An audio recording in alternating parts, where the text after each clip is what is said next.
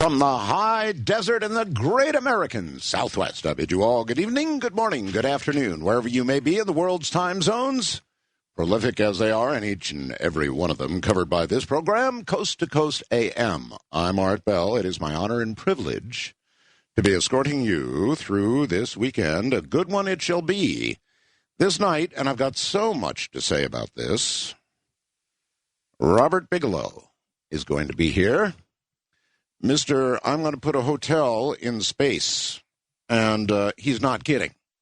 In fact, he's got one satellite up now. The other is either launched or about to be launched. This guy's real serious, and to prove it, you might want to peruse some of the photographs that I've got up there. They just went up on the website just before airtime. Now, this is the visit that Aaron and I made to Bigelow Aerospace, and I held most of the photographs back. In fact, Bob would probably do well to go up there and peruse them himself. I'm sure he's not seen them, so they're going to be a surprise for him as well. A lot of his equipment is pictured. It's absolutely fascinating stuff, so you might want to get up to the website and peruse that ahead of the interview, which I'm going to begin at about 15 after the hour, this hour. Just a couple of things that I want to get out of the way. As you know, last weekend I was in Los Angeles, and I received an award, a very great honor it was indeed, from Radio and Records. And I will not burden you with any thank yous here. They came in a little speech that I made thanking them, and that, too, is on the website. You can hear it. So that was kind of cool. We did get to go to Disneyland after that affair, and that was way cool. We got, if you haven't seen the California Experience or the California whatever it is, the IMAX presentation, oh my God, you've got to see it. It's just nothing short of incredible. All right, for those of you who have listened to the program for years, you're going to know what I'm about to say. For some of the rest of you, you won't. So let me tell you a little story. Years ago, Ramona and I went to Paris. Actually, we loved Paris. It was one of our favorite places, and we were there any number of times. But on this occasion, we were on the far outskirts of Paris, and we went into a little Italian restaurant run by an Italian guy. This is now a decade ago. I guess it's a decade ago, better part of a decade ago. And we ordered a cheese pizza. We were hungry. And he brought out this incredible sauce that he had made of about 16 herbs. And anyway, it was just unbelievably good. It took this pizza and it made it magic. And Ramona was very good at this kind of thing. So she sat at the table and deciphered what these herbs were. She was just very good at that. And we came back to the U.S. and she put together what we now call, and 10 years ago, 8 years ago, whatever it was, I told you about it. It was to be called Pizza Punch. Well, guess what? After all of these years, well, let me add a little more. We produced, right here at the house, some Pizza Punch. And we decided we would test market it. So we took it down. We took it down to a local pizza parlor, and they offered it to their customers who went berserk over it. And they couldn't get enough of it, and we couldn't supply enough of it. It was crazy. Just people went berserk over it. It was so good. And so I was contacted by a man a few years ago now who said, look, we might be able to make this Pizza Punch. And longtime listeners know this has, kind of been in the works for years. Well, finally, tonight, if you would like to try Pizza Punch, you can do it. There's now a website up. It's called Art Bell's Pizza Punch. .com. That's ARTBELLS Pizza Punch, Pizza PUNCH, all strung together. ArtBellsPizzaPunch.com. And you can order some and give it a try. It is amazing stuff. Absolutely amazing. In fact, the whole story of Pizza Punch is really up there on the website. You can read about the history of it, how we found it, how we developed it, and all the rest of it. So it's now called Art Bell's Pizza Punch, but it ought to be Art and Ramona Bell's Pizza Punch, I guess, my name being the one they used it. Anyway, there you've got it. And a certain amount of the proceeds, if there turn out to be any, will go to the Asthma Foundation directly. So there you've got it, Pizza Punch. People have been bugging me for years and years and years and years about this. So if you want to give it a try, you can locate it at artbellspizzapunch.com. And I really, really, really would like your input on this. It was kind of a love of ours and very carefully and lovingly developed. And I never thought that I would have a food product. And in a sense, I guess I don't. It's just there. If you want to give it a try, if you are curious, after all these years, if you're curious about a new product, something really cool, this is it. ArtBellsPizzaPunch.com. ArtBellsPizzaPunch. And punch it does, too, .com. So there you have it. It'll be available. It's actually, I think even if you ordered it now, you couldn't get it until April 1st, is it? I don't know if that'd be a good date. Yep, April 1st. Ships April 1st. It's not a joke, though, that's for sure. All right. Beyond that, there is a photograph right now on the website under Art Bell's webcam. And if you want to take a look at that, you're welcome to. I caught Aaron and our other little immigrant, our little Manila kitty, both asleep on the couch. Pregnant women do a lot of that, sleeping. And I thought it was so cute, and so I snapped a photograph, and that is it. So there's a lot of stuff on the website to take a look at tonight, including, of course, that photograph I just mentioned, and all of these photographs of the Bigelow Aerospace facility. I mean, we really got in and got to look at everything. The only thing not included in that array of photographs is an actual picture of the satellite, the second satellite itself, which was totally proprietary. Looks like someone's telling me the web server crashed on Pizza Punch. Well, that only took about a minute. All I can tell you is it's already down. God, about 5 people on there saying it's already down. Sorry. The people who run that website, I'm sure, will do their very best to get it back up again. So just write it down and try later or tomorrow or something.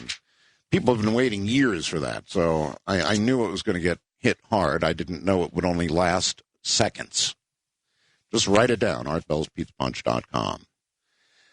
Okay. In a moment, Robert Bigelow graduated from Arizona State University with a Bachelor of Science degree in Business Administration. In 1999, he founded Bigelow Aerospace. Bigelow Aerospace is a general contracting, investment, research, and development company that concentrates on achieving economic breakthroughs in the costs associated with design, development, construction of habitable space stations, space transportation and launch facilities to the extent that they will be affordable for private enterprise use. Robert Bigelow is active and a member in various business and scientific community organizations. He is a member of the UNLV Foundation and an associate member of the Society for Scientific Exploration. He's my H.R. Hadley. He's a billionaire who decided at his late age, or I should say our late age, we're nearly the same age, to take all this money he had amassed in private industry and go to space. Now, who in the world does that?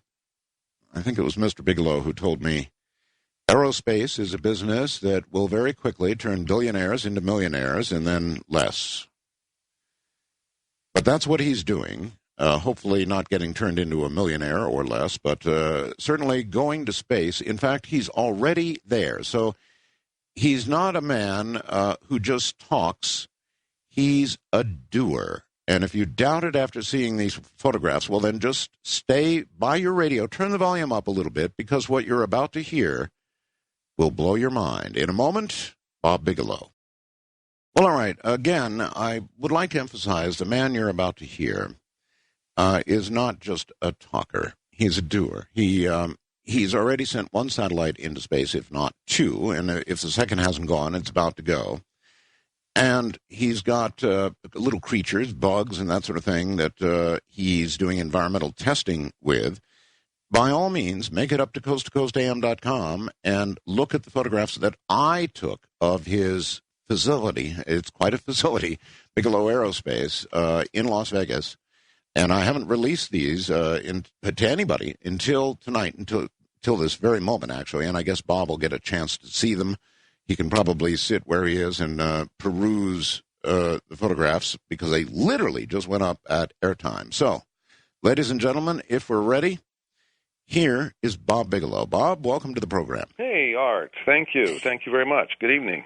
Great to have you. Hey, have you had a chance to go to the website? You know, I'm sitting in a room that's not where my computer is. It's in a different area, and okay. But I generally remember the photos that you took, the positions that you were in, and so I kind of remember okay. them. They're very, very good photographs, Bob, and we'll sort of go through them. Incidentally, we figured a way out to kind of expose the G2, the Genesis 2 spacecraft, and still comply with the restraints of ITAR, you know? Okay, stop. Tell everybody what ITAR is. Well, ITAR is a rather ominous agency, a regulatory feature of the Department of State, and its intent is to protect this country from the export of information that could have derogatory effects. And so in its scope and sweep of implementation, it covers a multitude of things, some of which probably should not need to be covered. And so we have to be very cognizant of anything that we expose on the website or other ways, that we don't reveal something that could be objectionable. What is ITAR? What is the acronym? It stands for the International Treaty on Arms and Munitions and Regulations. Wow. And so what we've done is kind of tricked out what we did was we photographed the spacecraft by turning all the lights off in the room when we started there. So we turned all the lights off, and then we created various kind of lighting enhancements that were kind of obscure. And then we took and we overlaid a fog over the pictures, so that you kind of see this outline and the shape, and some things bleeding through, and some kind of instrumentation, and it looks kind of cool, actually.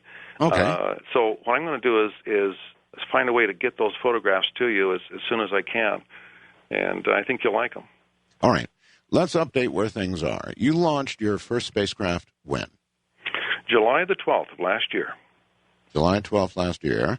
And you had some biologics on the spacecraft, and you had a lot of, I guess you had cameras, you had communications gear. You're a private citizen putting a spacecraft in orbit, and in orbit it still is, right? Oh, definitely. It'll be there for, some forecasts are as long as 13 years, and probably no less than 10 years, depending upon solar flare activity. Wow.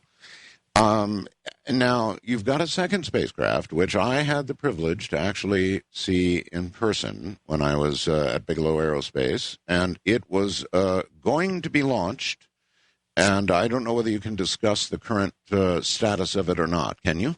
Yes, I think we can. Can. Where are we? We are expecting a launch the week of the 19th, and out of Russia, of course. We had been told initially that we were expecting a launch on the 30th of January, and that got bumped because of events that took place subsequent to our launch last year in July. they had a failure of another launch carrying other satellites. Okay. And that's a big deal. Sure. And so it dominoed on us, and the result of it was that everything slid north schedule-wise, and so our schedule got bumped from the 30th of January to, we were told later than we were told that the 1st of April was the expected date, thereabouts, and now we have confirmation that that is going to occur definitely in the week of the 19th. So that is our. In fact, we're shipping a spacecraft out very soon because we have to be there about a month or so, or maybe 5 weeks, or 4 or 5 weeks ahead of the actual launch date.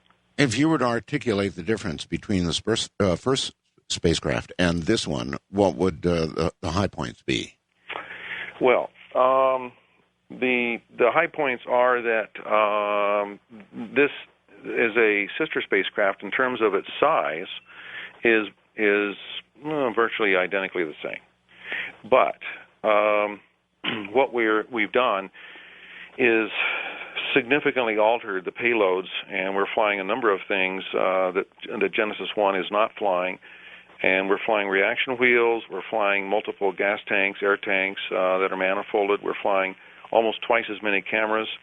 We're flying, of course, the Fly Your Stuff program for folks, which is kind of a fun thing that we're doing that's not necessarily tied into the mission of the spacecraft. We're flying a suite of avionics that are significantly enhanced over what G1 had in terms of redundancy and other kinds of we're trying other people's products out. So these are test bed Pathfinder spacecrafts, and all of them are intended to try to validate various kinds of hardware, various approaches, from everything to fabricating different hardware and assembling, integrating it all together, to various companies' systems, and so. We're each one is a gamble. Each one is a situation where it's not only the launch itself that we keep our fingers crossed over, but it's actually the performance of all kinds of stuff on each spacecraft.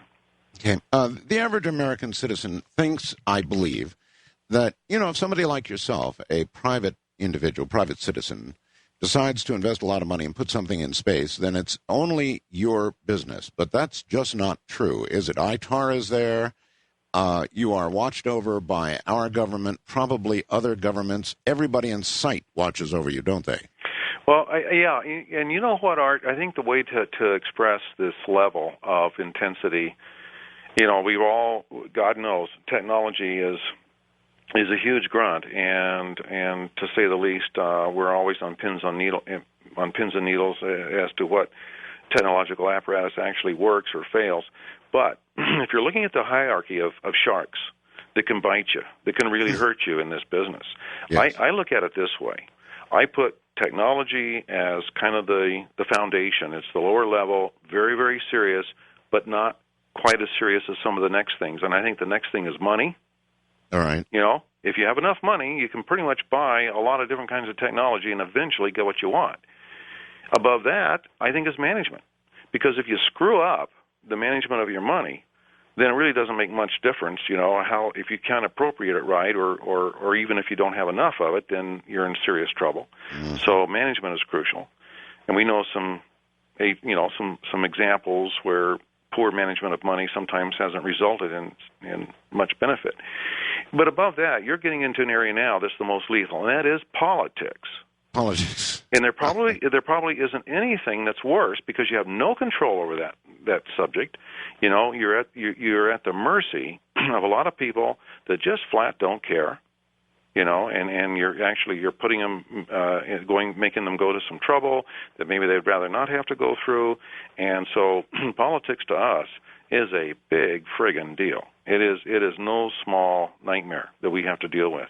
We have a fantastic Washington office, and they devote 90% of their time to this ITAR subject, trying to get our satisfy the Department of State and other agencies, and it's a big deal. Well, it shouldn't be a big deal. Now, obviously, we don't want to give away priceless technology to enemies. There is that. But right. That issue aside, it seems to me that could be handled. Well, all right, there's the music. Hold tight, Bob. Okay. It seems to me that ITAR could be handled in a sensible, non-political way. But as well, I guess we all know, the world is not non-political. The world is nothing but politics. And so we'll talk about that tonight. We'll talk about how hard it is for a private citizen to endeavor to do what NASA has done and perhaps more. Here I am. My guest is Bob Bigelow, my H.R. Haddon, and he's launching spacecraft. Number 2 is going up next month, week of the 19th. Now, all of this is not just to launch spacecraft. This is all headed toward a goal. And that goal is a hotel in space. Ultimately, a hotel in space. And if you want to see how it's going to go together, if you want to see how the modules are configured, go to the website, coasttocoastam.com. Aaron and I went to Bigelow Aerospace. We got to take pictures of modules, ultimately habitable modules that may well take you in your lifetime to space. Can you imagine that? Think about that. You, certainly your children, but you. This is our lifetime kind of thing. This is a 2012 kind of thing when we're talking about getting some of you to space. We'll be right back. So, in other words, if you were a private citizen and you wanted to put a spacecraft in orbit, ultimately a hotel in orbit, you'd be concerned about technology, of course, and money, and then the management of money. But more than any of those, you'd be concerned about politics. Bob, is there any way, and this is something we talked about this when I was there, that the audience can help you out? Is there any way to cut through some of the red tape? Because in a moment, I'm going to have you describe what NASA is doing and the gap that we're facing in terms of our capability to get things into space. And that's going to shock a lot of you. And you're going to know then that we need the Bob Bigelows of the world. So, Bob, is there anything the audience politically can do to help your case out? You know, since you asked me that question, Art, I've been pondering that, and I wish that I had a positive solution and say, oh yes, only if we just did this one thing. But it's really, as we'll find out here in this discussion tonight, it's so entwined and kind of a self-choking situation that there isn't any one simple solution necessarily, and it's the political aspects of space really are part of the kind of is what really induces part of the problems that NASA is having today even, and so even NASA is hamstrung by politics that completely surrounds this subject. Who owns space? Who owns space? Yes. Does anybody own space? Does anybody own the moon? Does anybody own Mars? That answer changes according to the geography that is the target. If you're talking about, there are air rights over real estate, over land, and each country has a different. Each sovereign country can dictate more or less where its air rights stop, and that changes from country to country. And when you go talk about the moon and other celestial bodies, you encounter the 1967 Moon Treaty, and which the United States is a part, and that's a piece of a treaty that has constrictions as to who can do what, and so then that's actually something that's in debate as to whether or not it's even valid, and it's quite a complex. What are the basics of it? I mean, what does it say? What can we and can't we do? I don't need all the details, but I mean the big picture. Well, it was passed in 1967. A lot of countries were not part of that, and so at that point in time, it was anticipating that there was a mad lunar rush, and so the treaty wound up dictating that it was to be used for the general good of mankind. And essentially, you could put a base on the moon. You could operate it like McMurdo in the Antarctic, but you couldn't really. You could never use it for military purposes, which is a good thing. That's and good. You also would be, if you were to put any kind of business enterprise affiliated with the moon, it would fail because it would be required that enterprise be sort of a charitable kind of operation. It would be something that would be for the good of mankind, essentially. But the language really is vague, and so there's ambiguity as to what the private sector might be able to do versus the sovereign countries, and there's a lot of countries that never agreed to anything because they never signed the treaty. Okay. Let's say the Chinese got into space, and they are getting into space, Bob, and they flew to Mars somehow. They got to Mars and planted a Chinese flag on the red soil. Right. What would that mean? Oh, that'd be great. Because then we would all go out there and kick ass to try to beat them. Yeah, well, that's true. So the moment we knew they were going to even try it, that's right. I suppose we'd have money to go back to space. I would love to see that. You'd love to see it. I absolutely would love to see it. Your facility is astounding. And again, folks, if you want to see what the facility looks like, part of it anyway, I took pictures of as much as I was allowed to. He's got, for example, that giant machine. Bob, can you explain about that? It's a big orange monster. Yeah, that's a special CNC machine that is a computerized machine that can handle a 14-foot square billet that might weigh thousands and thousands of pounds because it could be 10 or 12 inches thick. And it's just the kind of thing that we use to make full-scale bulkheads from because as I tell the guys, we're really good at taking nice-sized, large pieces of aluminum and winding up with a whole lot of shavings over here. So, but seriously, that's what the purpose is you make a one-piece unibody construction of an isogrid billet or an isogrid bulkhead out of that billet. Okay. Further on, we've got a lot of pictures of your control room. And this is an area where you have controllers sitting at consoles. We didn't happen to catch them at the consoles at that point, but they monitor and communicate with the spacecraft. Is that correct? That's true. You probably scared them, Mark. They were probably in hiding because... So all right, anyway, but that's true. They are there, and we now capture... We have 3 stations scattered in the one that you saw, and then we have receiving and sending stations in Alaska and Hawaii. Uh-huh. So we will be, with Genesis 2 flying, we will be in constant communication 5 hours a day. 5 hours a day. And right. So the more stations you have around the globe, the right. more communications you have, obviously. Yeah, and that's crucial. We're looking to try to have maybe a couple of dozen, eventually about 24 stations, but we're at least anticipating adding 2 as a minimum per year, maybe 3 per year between now and 2010.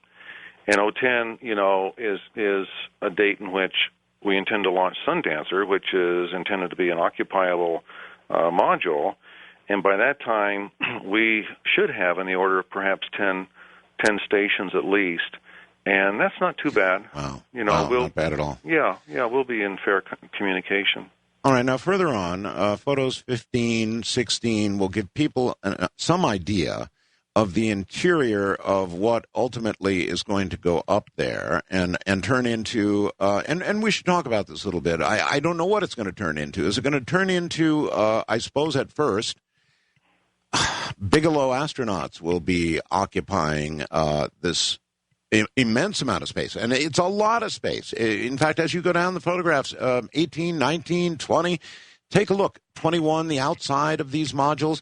These will be these are pressurized modules that Bob has built and will be building mock-ups of them here, and they're big. They're going to be big enough to ultimately be a hotel in space, aren't they, Bob?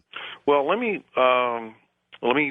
back up just a little bit and give some credit here to NASA, and then we'll go on forward to the use and these structures and like that. Sure. We acquired. I actually was introduced to this expandable technology through started off being a magazine article. And I was astounded to learn that NASA had created this kind of technology, and of course, by the infinite wisdom of Congress, their program was cut.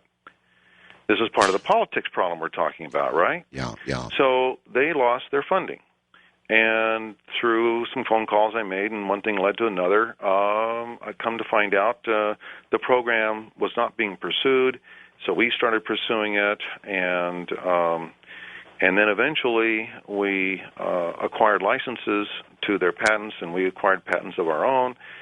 And so the essentially what you have is an expandable system that provides, in our particular scale of things, about 3 times the interior volume of any module that's flying on the International Space Station right now. Good Lord. So that's a good thing, because every launch is very expensive. So any time that you could triple the volume of space, you kind of triple the value, so to speak, of the module itself and on per launch.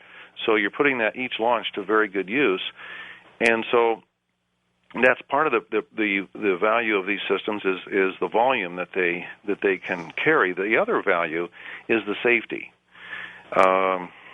Because of the shielding involved, and also because of the designs for our radiation protection, these systems are safer to be inside than the conventional construction of solid aluminum structure is. Okay, is it reasonable for you to explain the difference, or are we getting into guarded territory? No, we can do that in fairly kind of, general terms. I can't name names of materials and things like that. Okay. But we can in general terms, because there's already quite a bit out in the literature on this. Okay, how much safer? Well, years ago we did some what they call the ballistic tests are called hypervelocity impact tests, and we performed these tests on some old shield architectures, and these tests showed that the projectiles that we shot into our own shields sustained the impacts very well, and just obliterated the targets that we used that were exact mock-ups of the strongest insulated and mechanically prepared portions of the hull of the modules, the best constructed modules on the ISS, and just obliterated. In fact, it didn't punch a hole in it. It actually unzipped these pieces to where it fractured them so badly. We thought, well, if this had been a real incident, it might have gone from bulkhead to bulkhead. That penetration was so violent, but in our shields, it didn't exit the targets. So from that standpoint, we're and NASA knows this. This is, in fact, the original intent for these structures by NASA was to use them as a dormitory for the ISS and for deep space missions going to Mars. That was the whole point. Wow. So this isn't some concoction of ours that we said, oh, gee, we laid awake one night and just dreamt this up. No, this was the guy that was the principal fellow on the team was Dr. Bill Schneider. In fact, he has been a consultant to us for years now, and he had some excellent fellows and gals under him and on their whole team. And of course, that all was disbanded when the program was killed. Why was it killed, Bob?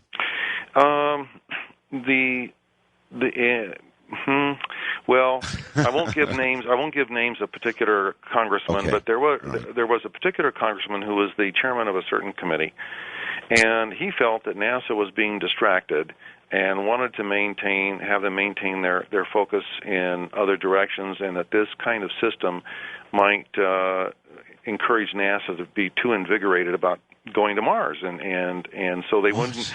It was called the M word at that point. At that time, they would say, "Well, don't say the M word here in the around the halls of headquarters or JSC or wherever. Don't talk about Mars. That's not the word you want to use." So again, that's the silliness of politics. I guess. But not mention the word Mars. Mars was unmentionable because?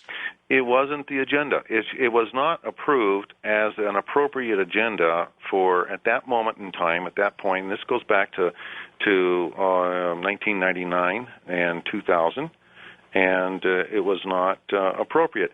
There was this application to use this structure as a dormitory for the ISS, but somehow that was drowned in the noise of, instead of it being something that could be looked upon as applicable to Mars. So, it was a good program that should have continued. Yeah, it should have. I don't get it, Bob. There's a breaking news story from Pasadena right now. New measurements of Mars' South Pole region are indicating extensive frozen water. Now, listen, the polar region contains enough water to cover the entire planet in a liquid layer about 11 meters or 36 feet deep. In other words, cover all of Mars to 36 feet deep. That's a lot of water, Bob. It is. It is. It makes you think that that planet offers tremendous potential, particularly for countries that have a lot of population but maybe not a lot of land mass. That's an awful lot of water. I guess water is necessary for life. Water is necessary for fuel, correct? Correct.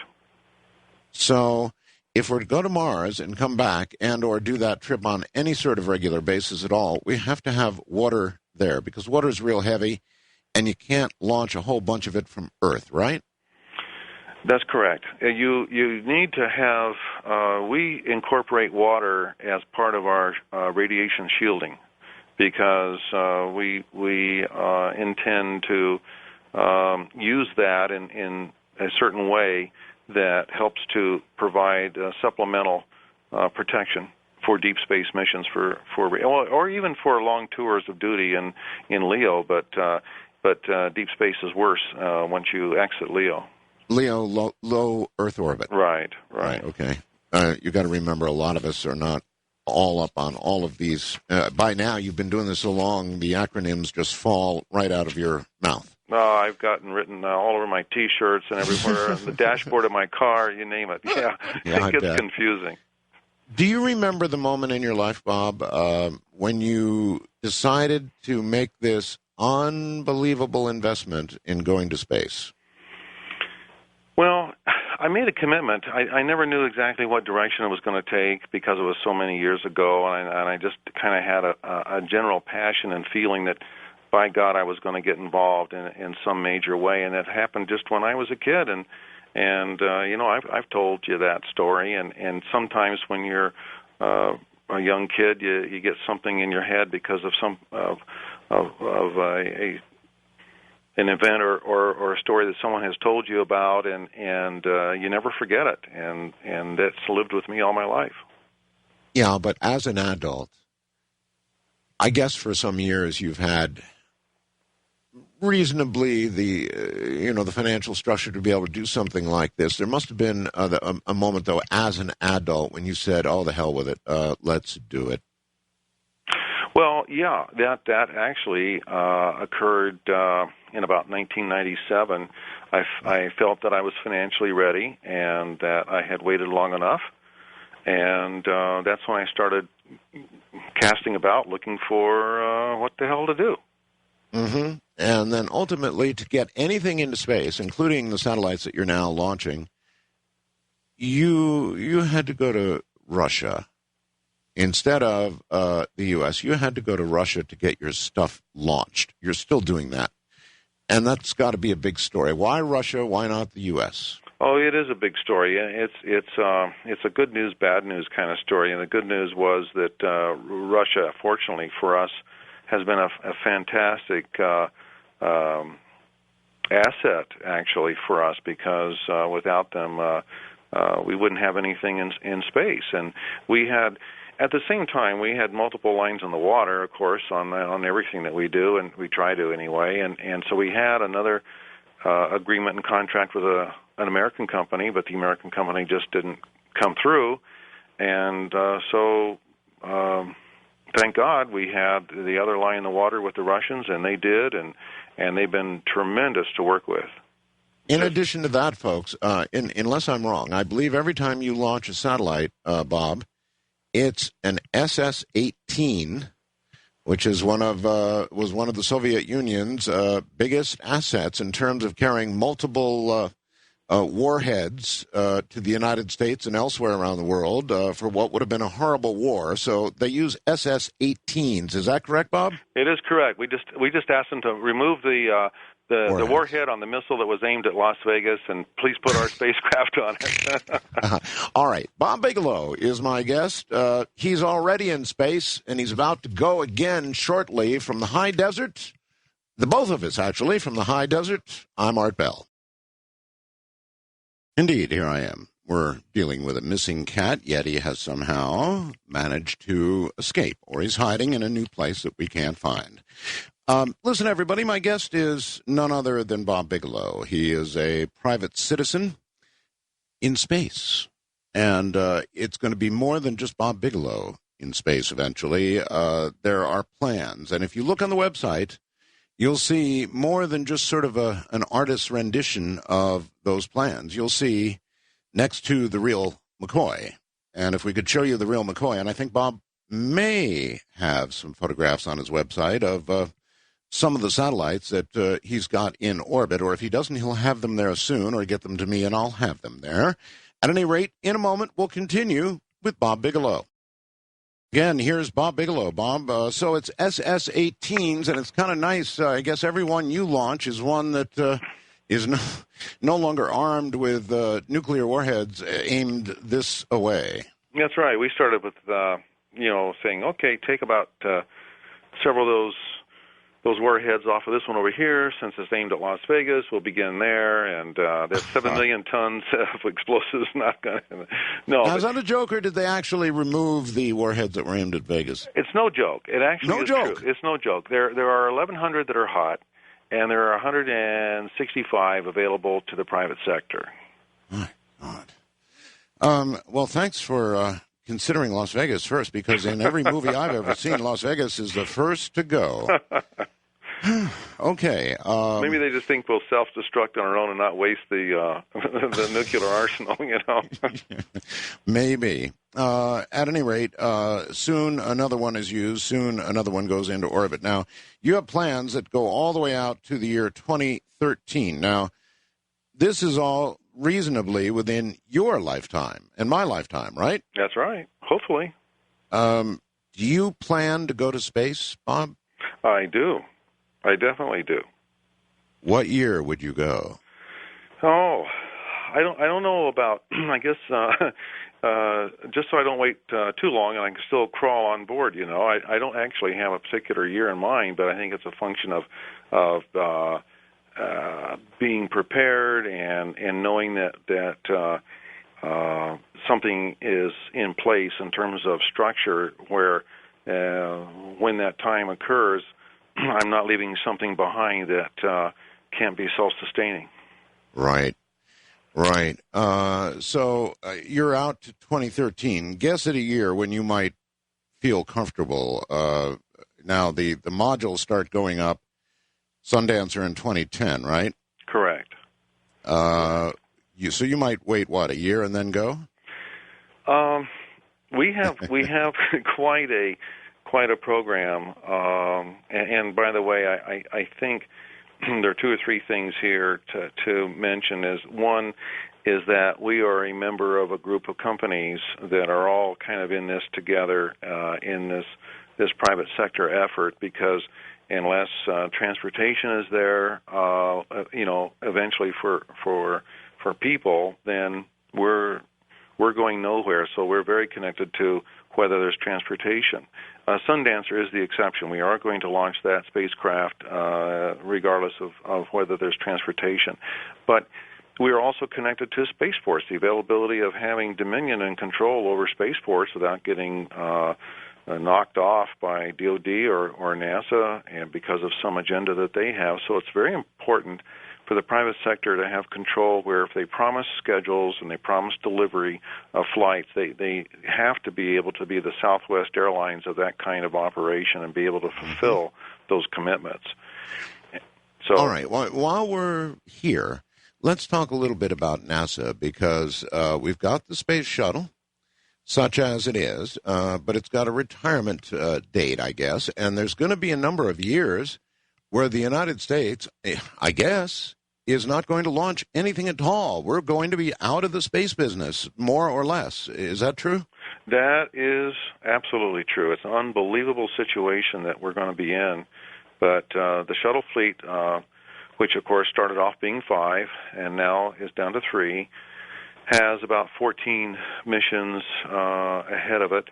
And so it's kind of even not certain whether all 14 can be accomplished by those 3 shuttles in that length of time. But nevertheless, that is the agenda.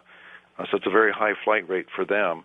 And between when that shuts down in 2010, they'll all be mothballed. Michael Griffin, who's the NASA administrator, as you know, has said recently that they do not see any way that we will have a transportation system, the Orion system, before 2015. So America will be, in fact, we have appropriated congressionally over $1 billion a year for transportation expenses that will be applicable to those points in time from 2010 to 2015 or beyond. So from 2010 to 15, we're not going to space. There's nothing that we have no vehicles that could get us there. That's as far as the federal program is concerned. Now, there is a caveat to that. There are 2 caveats to that. The first caveat is that Congress shoved and pushed, to its credit, so we have to give them a little credit. Not too much, we don't want to get carried away, but a little credit. They shoved and pushed, and they forced NASA to embrace the private sector in a transportation program called COTS. And that's an alternative transportation program to the lunar program that NASA is trying to implement. So they took a sum of money, a little less than $500 million, appropriated over a 5-year period, so say $100 million, averaging $100 million per year. Now, that's a lot of money, but you got to keep something in mind here. Everything is relative, right? So there's $500 million that was awarded to 2 private companies, and that's out of a sum of money that's going to be at least $90 billion that NASA will have that will be appropriated to NASA over the course of that 5 years. So out of $90 billion, about $475 million was given to the private sector to say, hey, take this money and go do what we need to have done to get a transportation system to the ISS and back in that 5-year period of time. So the money was actually pretty much divided equally, well, not quite equally, but one company got a little more than the other between those 2 companies, and they are SpaceX and Kistler rocket plane. Uh-huh. And they have been in the news a lot because they are trying to succeed, and they have a huge challenge ahead of them. Anybody wanting to go to space in the private sector has a monstrous challenge. And you sort of outlined the technical part, the money part, and, of course, worst of all, the politics of it all. You said you thought about it, and there's too many choke points. There's no real point where a massive audience like this could help you out. There must be a few points they're more sticky than others. I mean, it just doesn't seem right. If Bob Bigelow or anybody else wants to go to space, and you've demonstrated certainly a capability to do so, and you've got a satellite up there that's is functioning, another one that's about to, and they're going to continue to function, and obviously you're going to get a big space. As a matter of fact, to give people an idea, when you've got about 4 or 5 modules, in 2012 or 13 or whatever it is, how does the amount of space inside your various modules compare to what the International Space Station will have in its heyday? If and when the ISS is completed, the intent is to have 1,100 cubic meters. NASA had a while ago decided to cut that in half to 550 cubic meters and call it core complete. But through various political pressure, I think that size is going to march more toward the full 1,100 meters, maybe in 4 years or so. That kind of is a TBD. In our case, each of our modules is over 300 meters, so we could accumulate 1,200 meters with 4 modules. They're 300 plus meters. So, my God, give you some idea. Yeah, big. And by the way, our modules are fairly generic. Our intent, believe it or not, is not necessarily to operate space hotels, but these modules our intent is to serve different client communities and essentially lease these structures to different kinds of users, and it could be the Hara Hotel Company or Richard Branson or the MGM folks for hotels or Hilton. Yeah. It could be that, but it may also be major corporations that want to use them for laboratory purposes. And we also have created we're going to make a special announcement in Colorado in April as to a whole new market that basically hasn't been kicked around much at all by anybody that we know of, and I'll tell you what it is right now. And so I wasn't going to do this, but I decided, let's do it. Sure. We're making a major presentation, as I said, in Colorado, and this is at the Space Foundation Symposium, which is going to be attended by about 7,000 people. And we're trying to launch our whole business kind of concept plan, at least major portions of it. And one of the major areas of markets that we think makes a lot of sense is providing what we call hang time for what we call sovereign clients. And what that means is there are out there in other countries, including America, about 225 active astronauts. Now, that's been the case for a long time, for decades. That's all. That's all there is. Now, why isn't there another zero on the end of that? Why after all these years? And why are there only 225 and barely hanging on to that? And mainly it's because there haven't been places for them to go, and it's been it's an expensive activity. Can they afford that is the other question. Sure. So the waiting list is huge for them to get on board the ISS, and in fact, I've heard it mentioned many times, if an astronaut has not flown and they're in their 40s, they have a good chance of never flying. Just because if you do the math, the ISS is going to expand in 2008 its population to 6 people, but right now it's 3, and they change shifts every 6 months. So it's 6 people a year. There was one more thing that I remember you said to me that really worried me. During those years that the United States may not be flying at all, the Russians will be. So the Russians sort of inherit the space station, right? Isn't that great? I mean, the Americans will have spent, this is really interesting, the Americans will have spent $100 billion by 2010. Right. After all the launches on the shuttles are done and all the modules and everything else, they will have spent $100 billion. And they have no friggin' way of getting there. My God. Yeah. No way to get there. That's right. So the only people that could get us there, we'd have to beg a ride on a Russian spacecraft. You got it. And right now, the Russians have agreed to 2011 to price those seats at $21,800,000. And after that, all bets are off.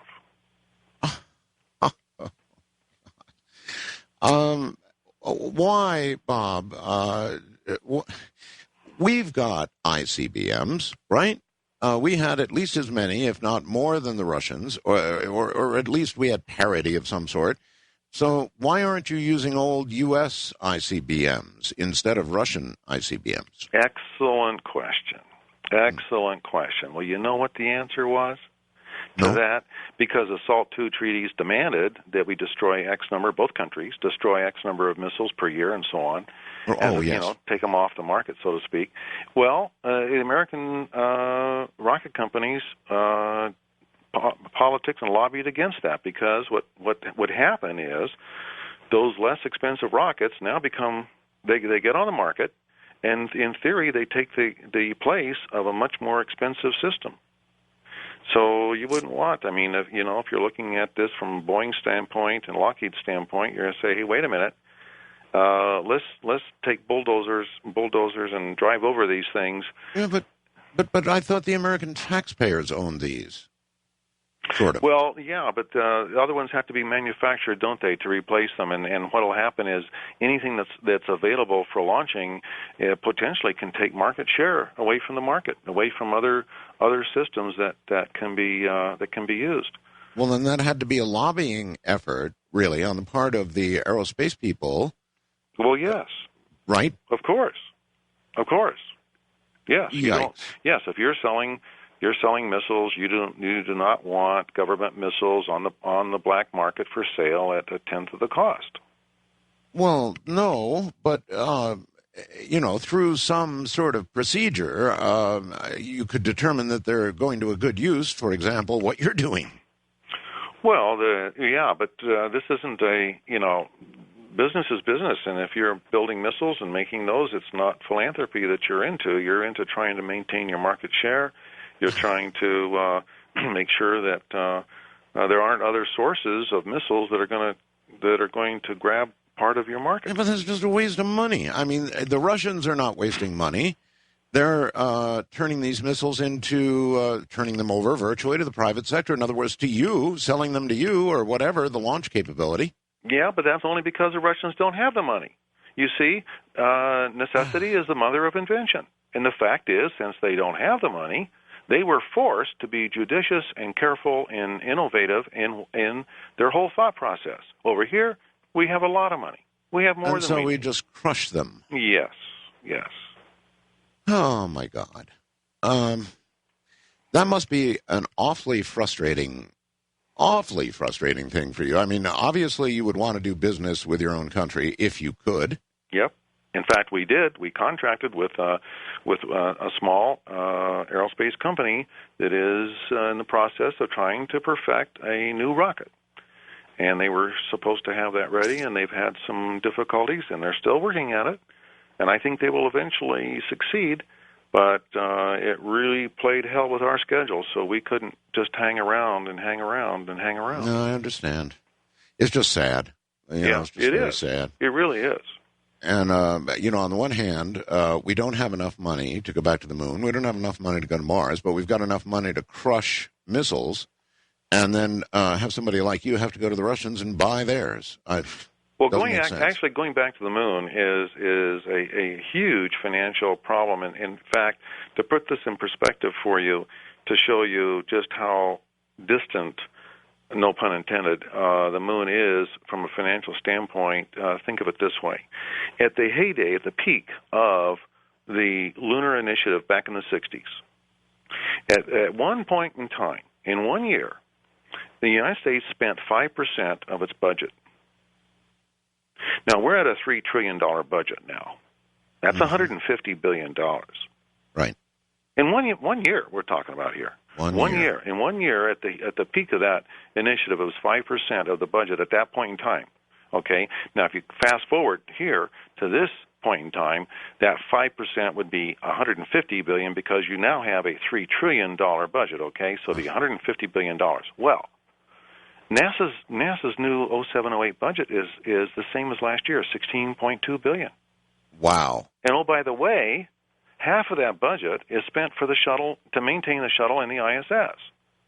So that's yeah, right. And so Bush said, go forward and cast your bread on the waters and multiply on your own here because we're not giving you any new money.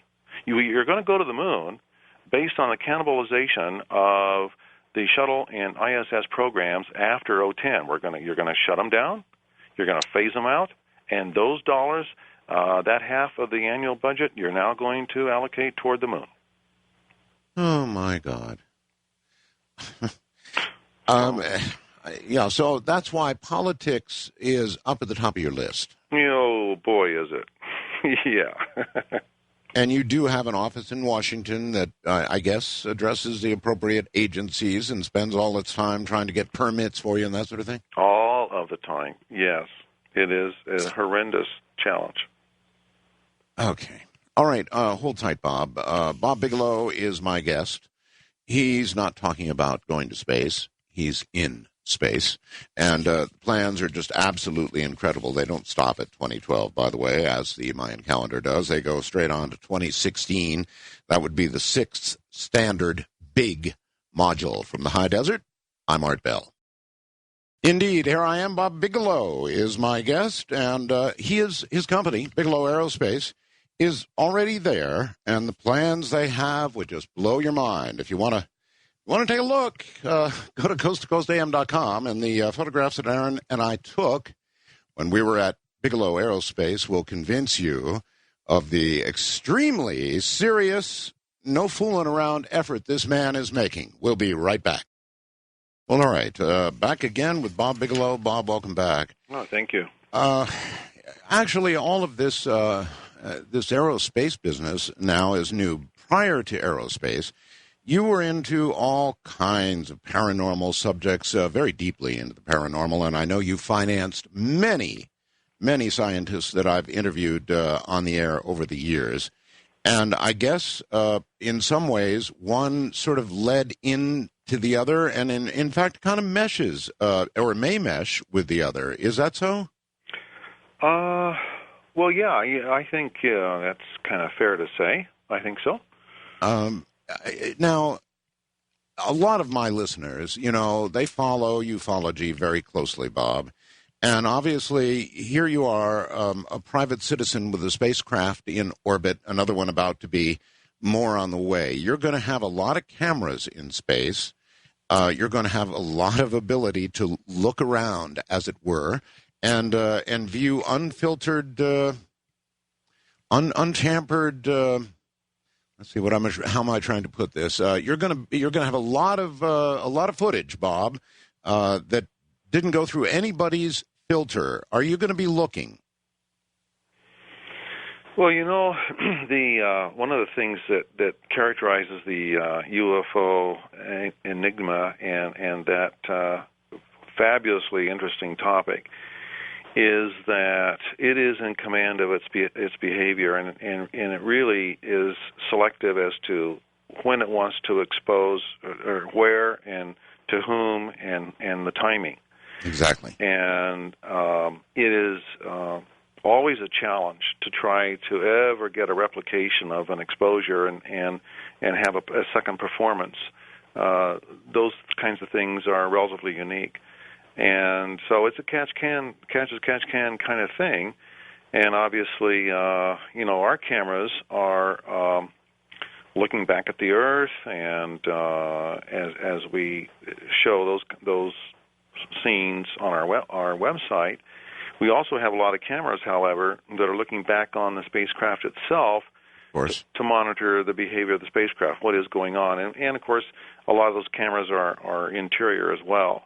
The majority, though, I think, are probably exterior located.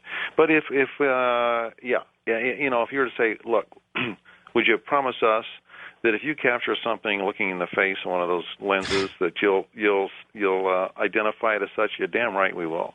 Absolutely. All right. In addition to that, aside from a possible little gray face or something like that, the STS cameras have on occasion caught things that are very, very curious. I mean, things that just almost can't be.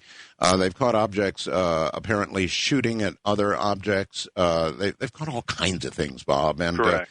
And you're going to have cameras focused in the same area. So if you catch something like that, you'll make that available, won't you? Absolutely. If we see something crossing in a certain direction and makes a right angle turn, that is anomalous. Yeah, it sure is. I'm sure that you've seen some of the STS footage of things just like that, haven't you? Yes. Yeah. And they explained it away as ice crystals that were blown off prop systems on board. Yes, I I know. From the tone of your voice, I take it you didn't fully buy that yourself. No, not based on a couple of those that I've seen. I think that's something else. Okay.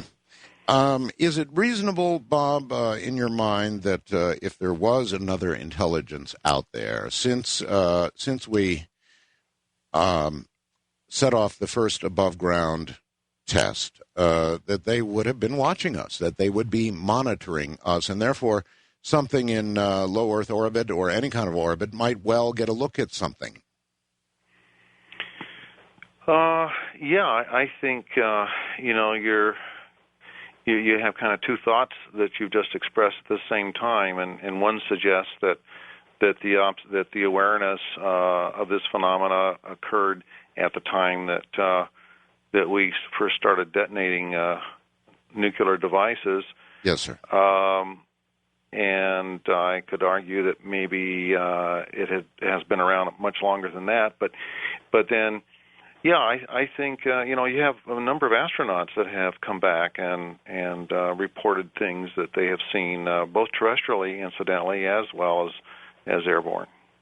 Well, that's absolutely true, of course, and it's kind of underreported. But yes, quite a few astronauts have seen something, and so it's entirely possible that in this venture, I mean, it is, after all, going where very few people, you just documented it yourself, have gone. And so, I don't know, I've always had this theory that maybe since the beginning of man, Bob, they've been watching us or been keeping tabs on us. But certainly when we entered the element 92 age, we would have really captured their more intent observation of us, I would think. Well, I think it would be interesting to be an objective observer of the human species and ponder the progress of the technological achievements at the same time that you're hoping that the spiritual maturity is keeping pace, and what happens when it never does, and are we, I always wonder, are we the Klingons? Yes. Yeah, are we the Klingons? We may be. We're not all that well behaved at the moment. You and I talked to some degree, Bob, about the current ecological situation on our planet. It's not the very best, and if you look at the way it's headed, it's not headed in a particularly good direction. I just watched Al Gore's Inconvenient Truth, and it scared the hell out of me. It's so well done, yeah. So well done, yes. There are irrefutable truths that he presented in that, no matter how you feel about Al Gore, and I know a lot of people hate his guts. A lot of those things are just irrefutable truths. That's all there is to it. I mean, he had pictures. They were undeniable. What's going on our planet is undeniable. And eventually, we're going to need more real estate, perhaps sooner than later. Now, the only close real estate right now that's worth two hoots, or might be worth two hoots, would be Mars. Correct. Is that fair to say? I mean, we have the ability to get to Mars, don't we? It is. Well, we do, and we have had even through crude chemical systems, they work, and there are alternative systems underway being developed that can significantly reduce the time of each way travel. So I have a friend, in fact, that's an astronaut that has been working on an ion propulsion system for a long time. That it appears now that after all these years, he's on more solid footing and making progress. And he tells me that he expects that transition time from Earth to Mars to be maybe as short as a month and a half. Wow! Under his type of propulsion. Of course, Holy Mars has, it's not a perfectly circular orbit, and so the deviation is substantial. You need to time it when it's closest to Earth, and it can be as close as maybe 80 million miles and as far away as 130-some million miles.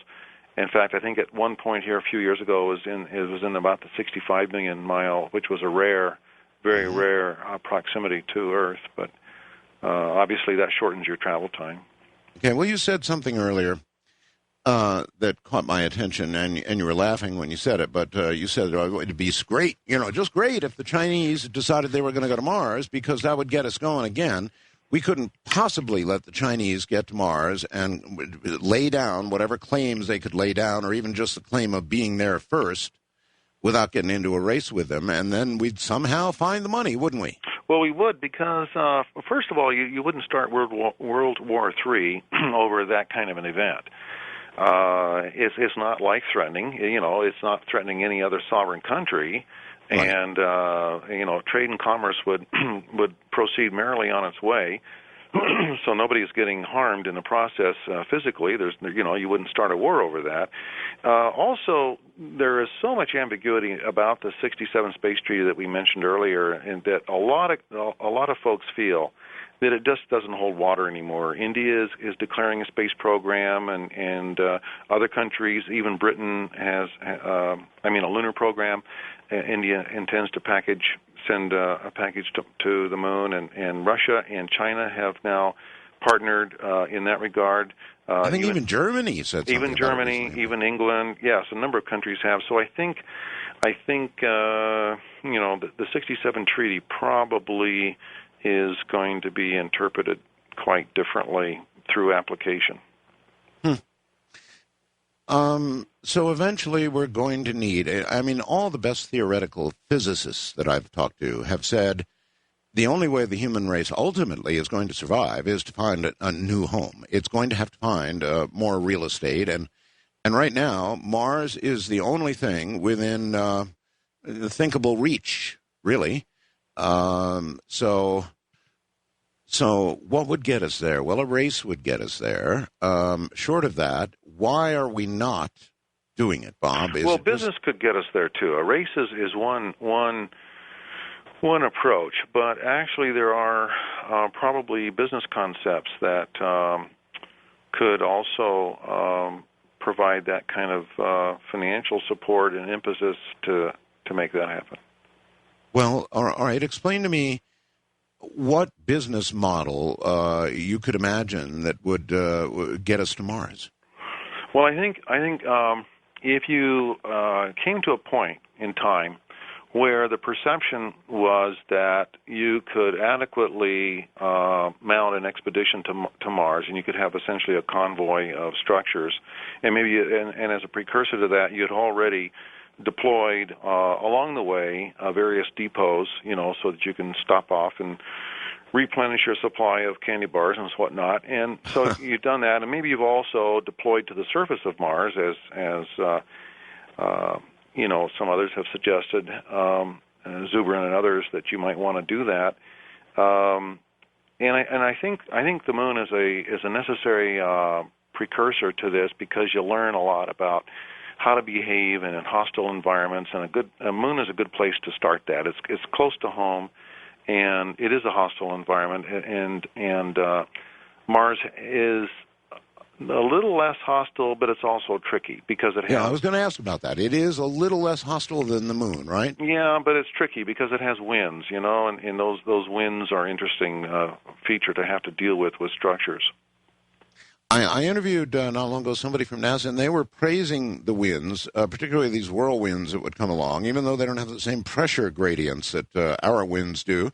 They were enough to clean off the solar panels on the little bugs we've got crawling around up there. Well, yeah, but they've been known to click along at 300 miles an hour, and of course, that actually isn't 300 Earth miles in the sense of velocity of actual power because of the atmosphere change, but it is equivalent to 100 miles an hour here.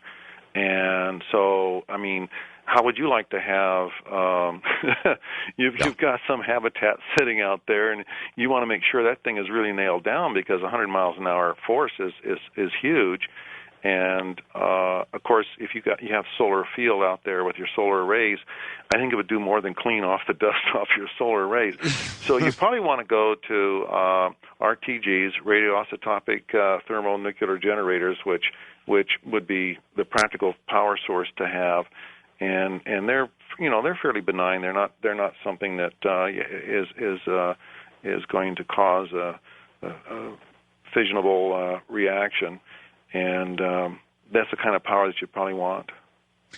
Bob, could the space shuttle go to the moon? No. No. No. As a matter of fact, they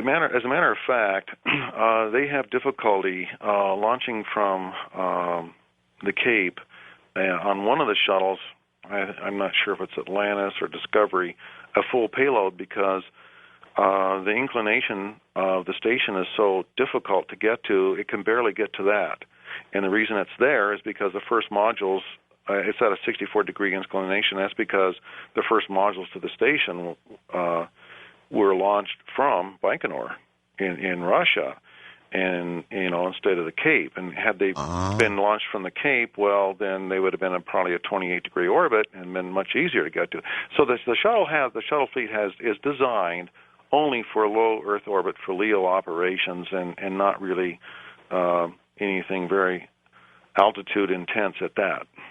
I heard it suggested by someone somewhere that once you were in low Earth orbit, you were not that far from the moon in some respects. Absolutely, yeah. The gravity well is what they were referring to, and that is that once you can get to LEO, you're halfway to anywhere. Huh. And that's because the gravity, that field is so important. It takes so much energy with conventional means, since we don't have levitating capabilities yet. It takes a lot of energy just to get to LEO, and then essentially you're on your way. All right. Well, you're obviously launching with conventional means, the SS-18. Now, I'm sure that you have looked into every possible propulsion system that you could get your hands on, or that anybody imagined or mentioned or whispered about, and there is nothing out there right now, is there, Bob, except what we've got, except the heavy power way to get to orbit? Well, what you know, or what you speculate about, and what's actually there that you can get your hands on easily, right, are very different things. And so you go where the line of least resistance is, right? And you go with systems that are well understood, that are available, that are economical, and yada yada yada. So that's the way you approach things, and you also want there are a lot of different things that are offered up as even rather conventional, but new technologies that are whiz-bang situations, self-healing membranes and shape-shifting structures and so forth. And they have now found their way into the lexicon of our language, and then to the actual application of space science, wherein we used to just read about those in the UFO books 20, 30 years ago. Mm-hmm. But so anyway, that aside, so even in those kinds of things, you want to be careful that you don't put them in the path of really a single fault tolerant situation. I mean, you want to be very, very careful when life is at stake.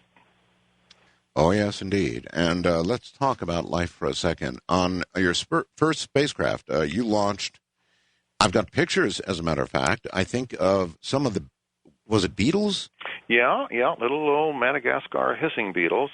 And the little buggers survived a complete vacuum in our test. We tested a lot of little critters because we didn't know what to expect. And those things survived after being in a vacuum something like an hour, or maybe it was even 2 hours. An unbelievable time. I forget what I was told exactly, but something in the order of an hour to 2 hours. And, of course, they hauled them out, and they're, legs up, belly up, and, another group didn't make it. Well, they came back. They came back. So they have the gold star seal of approval for flight. Yeah, how can that be? I mean, do you understand? I don't know. No, I have no clue, Art. I have no idea. I don't know how anything could stand a complete lack of air, a complete decompression for an hour and then live and come back. That's well, nothing else did that we tested. I have no clue. But we kind of threw these things together on that Genesis one, and so we scrambled around and put some Mexican jumping beans in there and these beetles and said, okay, guys, you're off. Okay, I guess there's going to be a progression of higher life forms that are going to be going on future spacecraft, topped off, I suppose, with a human, and then many humans. All right, Bob Bigelow is my guest, and we'll be back in just a very few moments. I am a creature of the night. There's no question about that. Good evening, good morning, everybody, as it were. We do our best work here in the nighttime. My guest, probably not usually up this late, is Bob Bigelow. He'll be back in a moment. Let me give you a couple of pieces of good news. The lost cat, Yeti, is found next door, screaming like a banshee. And so he's back in custody at the moment. Now, one other thing, finally, we got the Art Bell's Pizza Punch website back up again. So those of you, gazillions of you, who didn't get to see it because it crashed in about 9 seconds, you might want to give it another try now. It's Art Bell's, ARTBELLS, Pizza, Pizza, Punch, PUNCH.com, ArtBell'sPizzaPunch.com. Go take a look. It's incredible stuff, and I'm going to be looking to many of you for taste testing, as it were. We'll be right back. Incidentally, we have an ability for you to ask questions of our guest while he's actually doing the interview. It's you can just go up to the website, coasttocoastam.com, and fast blast us a question. Bob, Michael in Jasper, Alabama, asks whether we have access, meaning we, the public, are you going to give access to any of the onboard cameras, particularly the ones focused back toward Earth? Are you going to stream any of that? On Genesis 2? Well, yeah. On any of them, for that matter. Well, Genesis 2 has a public program. It's the only spacecraft of our Pathfinder group that will have that, and it's the Fly Your Stuff program. So we have interior cameras that are going to be following all the things floating around inside that spacecraft, for one thing, that the public has paid to see. You know, they've paid to have their items flown, and then they're paying to actually have them captured on film, and we will freeze frame those and then put them on our website so people can see their own stuff. If we fail to do that, we return all their money. So really? we have it's a money back guarantee that if we can't do that, if we can't capture everyone's item or anybody's item, any particular item in there that we can't identify clearly and put it on our website, then everybody gets their money back for those items that we can't find, that we can't grab the pictures on. So there are those cameras. Then there are cameras outside that we are trying 2 projection systems, just for the heck of it, that broadcast messages perhaps on the hull of the spacecraft outside, you know? Really? Yeah. So we have 2, just kind of as a second one as a backup situation. And we have cameras that will be looking at those projections, and we have some prescribed, pre-canned messages in case our command and control of those runs amok. But if the command and control works, then in theory we might be able to execute virtually a very large menu of communications on the outside of that spacecraft. Okay. So, yes, the answer is there will be public involvement with the cameras. Correct. Ralph in Cerritos, California asks, has the U.S. government at any point ever asked you to censor any possible footage that you might get in space? No, not as of this time. How would you react to such a request? Well, it would have to be an awfully good reason. I mean, we are Americans, and we feel as patriotic as the next guy. but we would have to really be convinced that such a demand, it would have to get into the context of not just probably a request, but an actual demand. We have already experienced something in a different kind of way, in a different context, and and we, can you talk about it? Well, only in a circumspect kind of way, and that was that we were the result of exposing something would have violated a promise and agreement that we had with some other folks, and we refused to do that. It wasn't something that in our judgment was warranted. It was something that violated our ethics. It violated our principles of contracts, and it violated our keeping our word. And it wasn't in the context in which we were given this in terms of a request. It wasn't a demand. It was in a request, and we turned the request down. All right. Well, obviously you can't talk any more about that, so I won't push any further. Chris in Stewartstown, New Hampshire, asks, when you get human beings up there, the space station, of course, has an escape capability. What would your modularized station have to get people down in an emergency?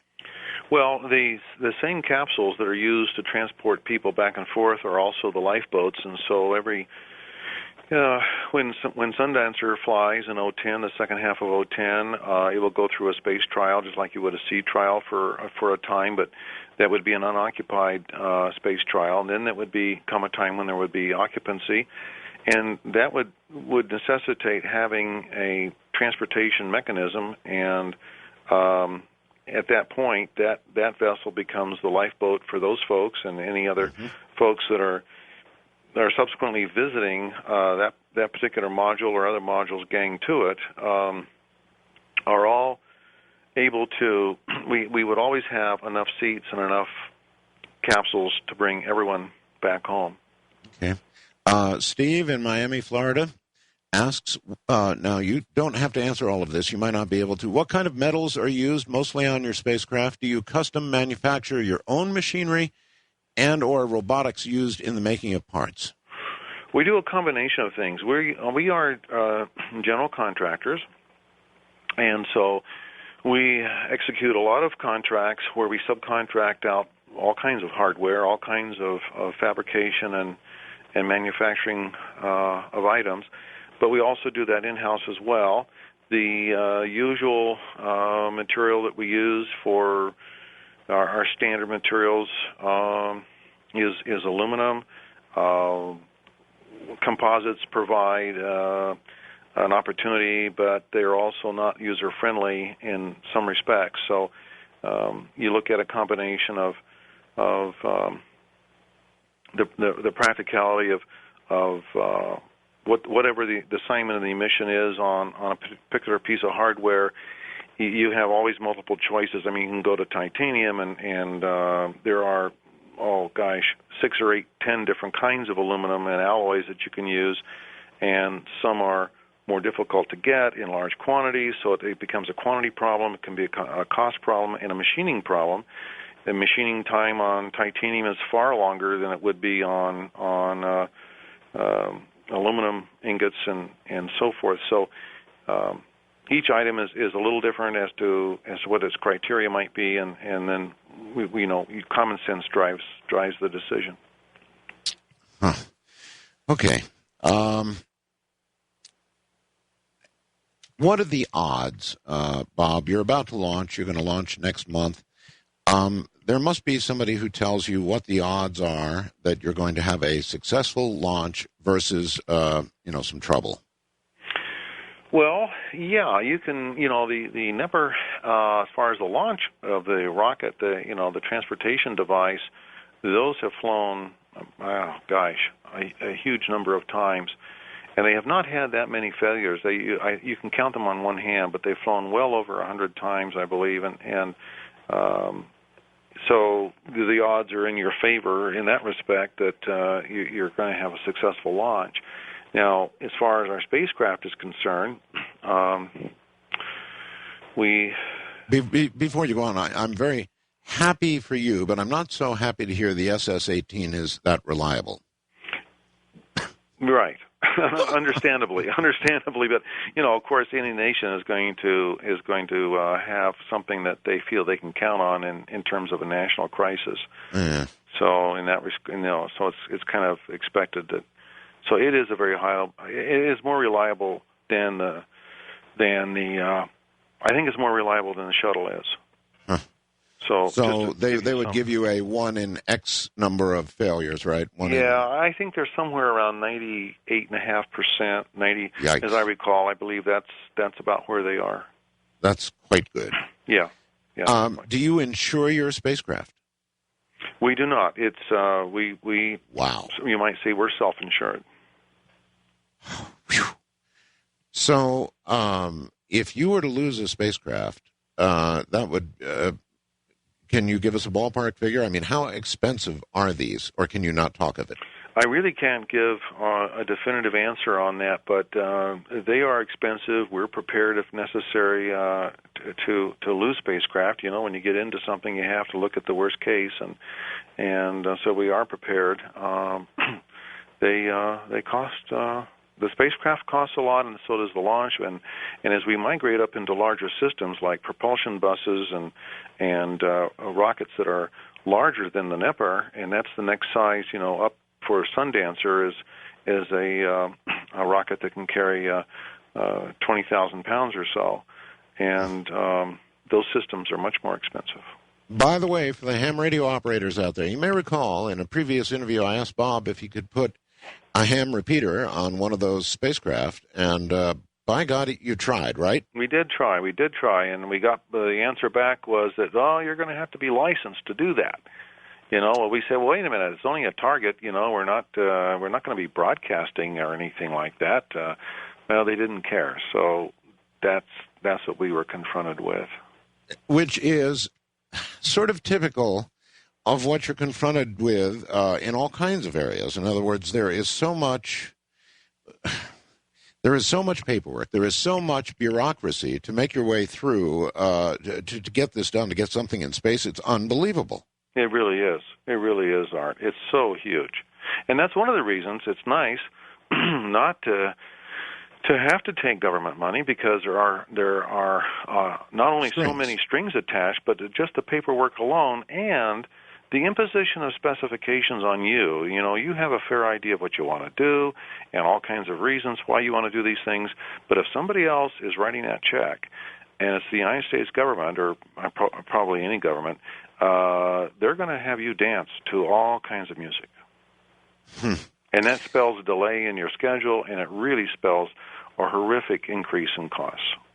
All right. Other than the hotel business, for example, Bob, and I know you've been in some preliminary discussions with some hotel chains, and I don't know how much more you can say about that, but you have been. Other than that, in terms of a business model, if you had these habitable modules up there now, Bob, would there be enough from the private sector to financially sustain what you're doing? We think so, and what we're trying to do is go from at a position of where space complexes are sort of a novelty to where they become a necessity, and we think we have a handle on various business approaches to where they can evolve into absolute necessities, like, what your cell phone and what your TV relies on are satellite transmissions, and those are necessities. Yes. Today, the planet could not do without the huge global constellations of satellites. So they are necessities, and we think that we have some plans and ideas that make a lot of sense, perhaps, that can evolve these from a novelty kind of status, in a sense. I mean, if you talk about tourism, that is a novelty kind of category. but we think we can get them to where they need to be a necessity. And once they can reach that position, oh my gosh! And we're actually more concerned, Art, that we have, frankly, we are our biggest concern, rightly or wrongly, is when and where is the transportation going to come from, and are we going to have enough spaceports to handle the volume? Because in our first year of operation, we're looking at 13 flights that first year, and nobody's ever flown anywhere near that many times to Leo with a crew of people before. That's over one a month. Is there a best place to launch from? Theoretically, you want to fly, west to east in the same direction rotation of the Earth, and you want to fly in the equatorial belt because the Earth is slightly bulged at the center, so the rotation speed is higher there than it is at the North Pole. And so, for starters, you would like that. Now, from a practical standpoint, you need to be where markets are. You need to be where customers can get to you easily. And, I'm a businessman, Art. I've had a lot of different businesses over the years. I've been involved in banking and general contracting and construction and apartment development and so forth is basically what we've been for gobs of years. And so we're customer driven. We understand that. And so that's why part of our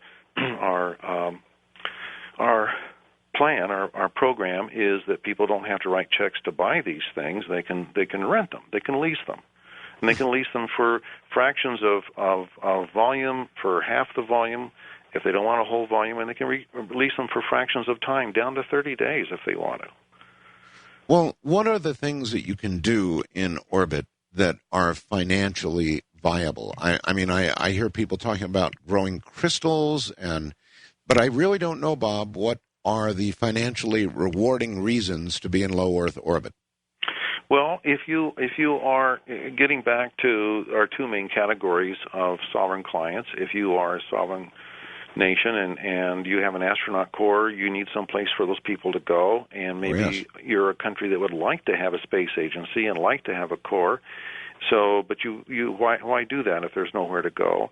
So that's a fairly sizable dynamic that we might be able to grow the astronaut community from 225 to maybe 500 to 1,000 to 2,000 if the price is right, and if they have somewhere to go and they have reliable scheduled transportation. I think there's a huge business waiting for to be successful there. And the other is in the sense of prime clients, international corporations. Let's just take the computer chip people or pharma people, pharmaceutical people, or medical science. If one or two companies decide to put a module to use as a laboratory, and we know that weird things happen in that environment in terms for organic and non-organic substances, that they very interesting properties occur. And you can get into nanotechnologies much more easily in that venue than you can on terrestrial circumstances.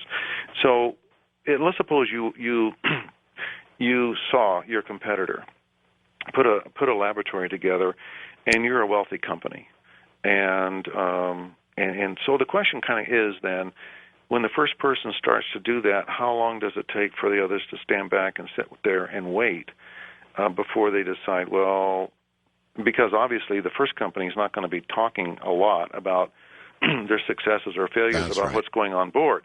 And they're certainly not going to be broadcasting good news, necessarily right away. So they're going to try to get things into the marketplace. So I think that we are targeting maybe the top 20 companies in about 8 different theaters of the semiconductor world and the biotech world, pharmaceutical world, and there's a number of different communities like that, and even something as prosaic as the automobile world. They have sophisticated laboratories of their own also. So you might even have Toyota or somebody who would want to use these facilities. Are these people now able to go to NASA or able to go to anybody else if they want to get into space for a reason? Can they lay down a check and get there? No. No? No, No, no? they can't. NASA's on a Wow. prescription to finish up the space station, then shut the fleet down. So there are no payloads for life sciences has been severely cut, and for other kinds of experiments has severely been curtailed. Okay, so yes, and then in 2010, we can't get to space, so we hand the keys to the space station to the Russians. Isn't For that some amazing? number of Isn't years. that Yes, amazing? it's amazing is one word. There would be another. I'm Art Bell. We'll be right back. Well, all right. Bob Bigelow is my guest. Bigelow Aerospace. They've got one satellite in orbit right now, another about to be launched. Plans that go through 2016 and include something that ultimately is probably going to be bigger than the International Space Station. It's going to really be big. And if you want to get an idea of how big, just go up to the website, coasttocoastam.com, and look at a series of photographs. And I took quite a number of photographs of essentially what will be up there. It is, at the very least, eye-opening. Bob Bigelow, back in a moment. Well, here's an interesting question that just popped in my own head. Bob, with regard to the modules that you're going to have up there, eventually there's going to be a big emergency in space. It's going to be at the ISS or it's going to be somewhere. And I wonder if your modules would have docking facilities that would be compatible with either the standard U.S. or Russian spacecraft. Yes, that's a good question. Each module's going to, hopefully, the United States is going to have its own docking adapter system. At the present time, it does not. We use exclusively Russian systems. The APAS systems and the probe and cone are Russian systems. So, but there is something underway for this country, and what we would do is outfit each module at each end for each airlock. There would be docking adapters that would accommodate more than one type, and that's presuming that, or is assuming that we would have access to that kind of traffic. That indeed, if we were to use a Russian docking adapter, that presumably we had some relationship there for that kind of traffic provision, and same thing with the American system. Now, you also have to sort of define what is the crisis, because there are many kinds of crises that may not require or what would not necessitate actually removing people from the complex and sending them back to Earth. Now, of course, this is way off the wall, but supposing you had your modules up there and there was a crisis, would you expect help from NASA? In that kind of situation, you're again, it gets back to the kind of crisis that we're talking about. Right. Probably time. You could have. Let's suppose we have a time of the essence crisis. Let's put a parameter that time is essential. Let's put that parameter on there. Mm-hmm. Now, if time is essential, there may be no time to respond with a launch and acquiring the target. Usually it takes you 24 hours to acquire the target. It might be done earlier or quicker than that. You may have a 48-hour window where that's usually the prescription for the Russians and the Americans, where you rendezvous and dock within a 48-hour period. So it might be anywhere within a 16 to 40-hour, some odd hour period. So depends on how urgent that crisis is. Let's suppose it's a medical crisis. Let's suppose somebody is in need of an appendectomy, and now you got to do some invasive surgery. And this is kind of interesting because there's another whole field out there that we haven't talked about yet tonight, which is informational with regard to removing organs and removing things without having extensive invasions of tissue, and only in a small incision, and yet being able to extract a lot of stuff. Mm-hmm. So that needs to be performed now. That can't wait. So you need to have the medical facilities and the first aid capabilities, so to speak, that empower you to do that. Because in Leo, let's suppose you're on the moon, or let's suppose you're halfway to Mars, and you have these medical emergencies. So there's various kinds of preparations that need to be made with a surgical facility on board, with recovery area on board, and you might have on a long duration mission, or even on the moon, you would want to have a complete clinic available for that, because you just can't turn around and go back, So you've got to have kind of the attitude that, hey, maybe you're it's like being 5,000 feet underwater. You're on your own in a sense, and you better be pretty well self-contained. Yeah, I guess so. Grover in Tulare, California, asks an interesting question. He says that what you described, allowing other countries, for example, to have astronauts on your station, makes you sound a little bit like a space mercenary. Is that too harsh? I don't know quite what that means. Well, in other words, space for hire. In other words, you're just kind of a mercenary there, and in the sense that you're allowing your station to be used for those who can afford to use it and want to get their countries into space. Well, it would. I kind of don't really can't see what the where the direction of that is particularly. Let's suppose that would be perhaps no different than, in this country, we do red flag, blue flag exercises with our Air Force. Right. And we have for decades and decades and decades had a variety of foreign Air Force pilots fly out here at Nellis, at the Air Force Gunnery Range. And this happens at all kinds of other places around the country as well. And so training facilities are really important. They're hard to come by. And the United States has been the host to countless number of pilots from other countries in that regard. And these are countries that are friends of ours.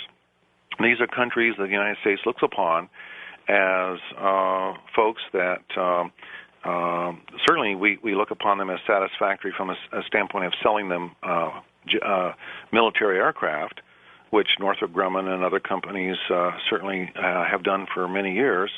Yes. So in addition to that, we also look at them as friendly forces in terms of battle and having them be prepared and so on.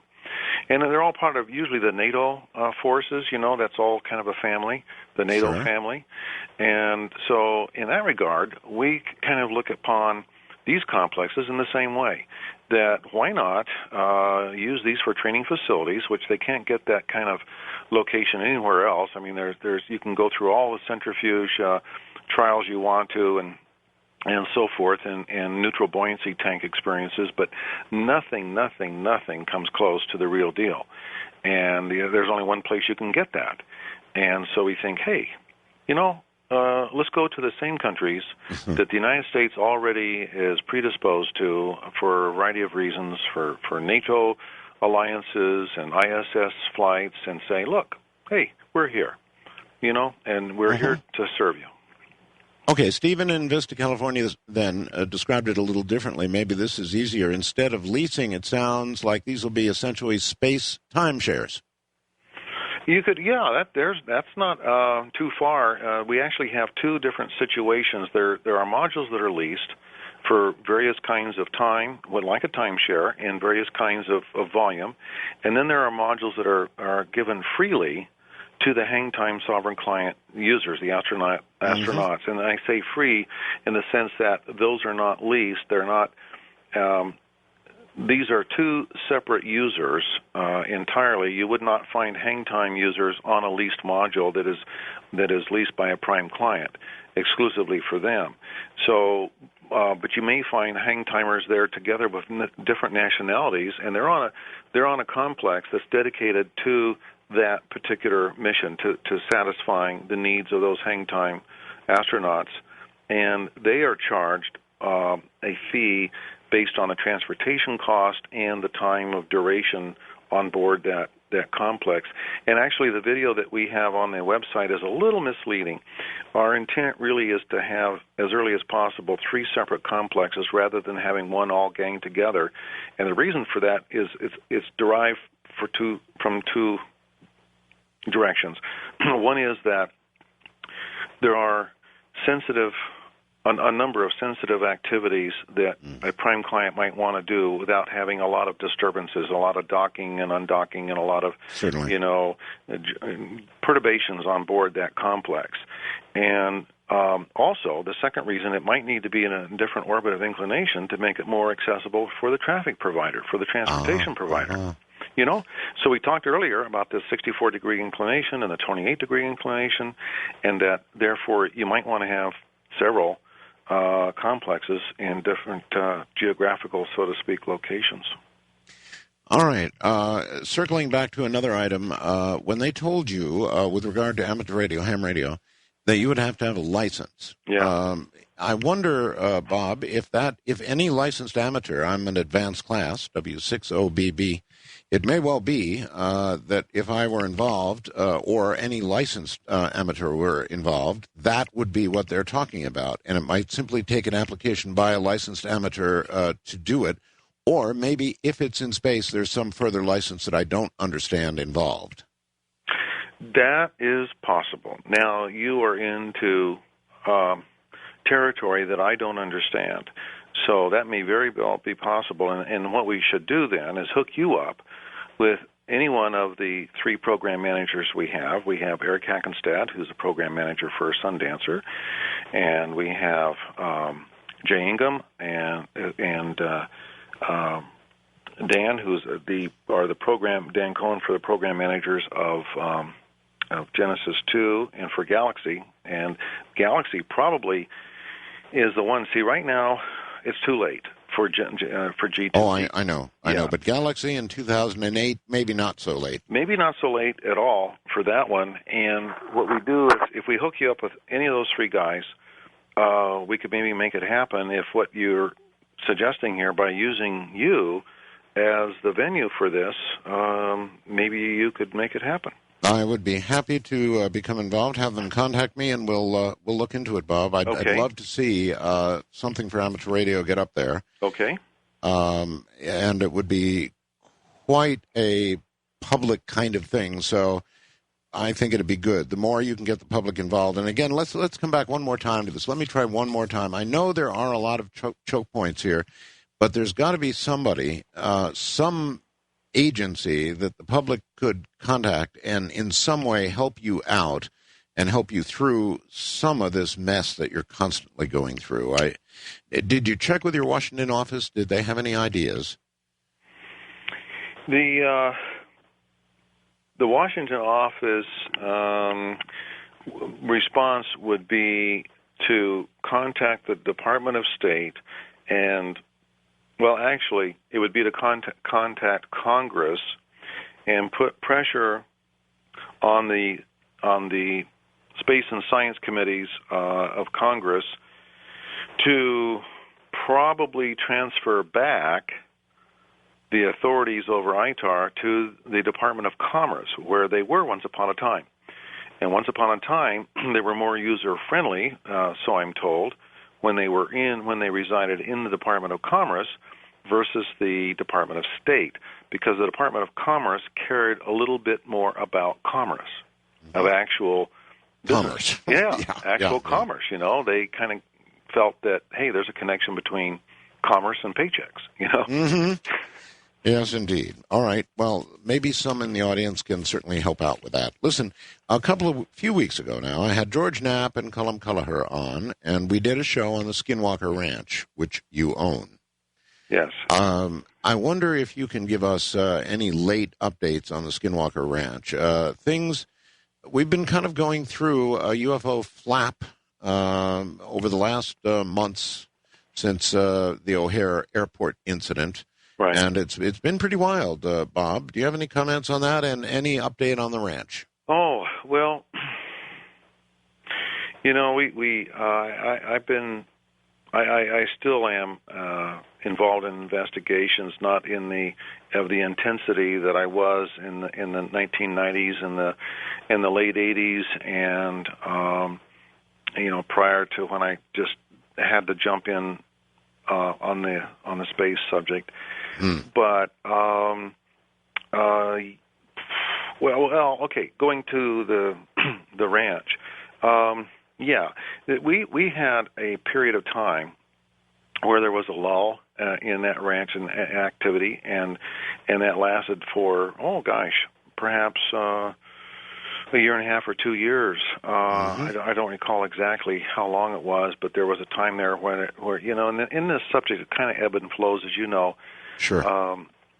And so lately, in the last couple of years, we've had a reemergence of activity, and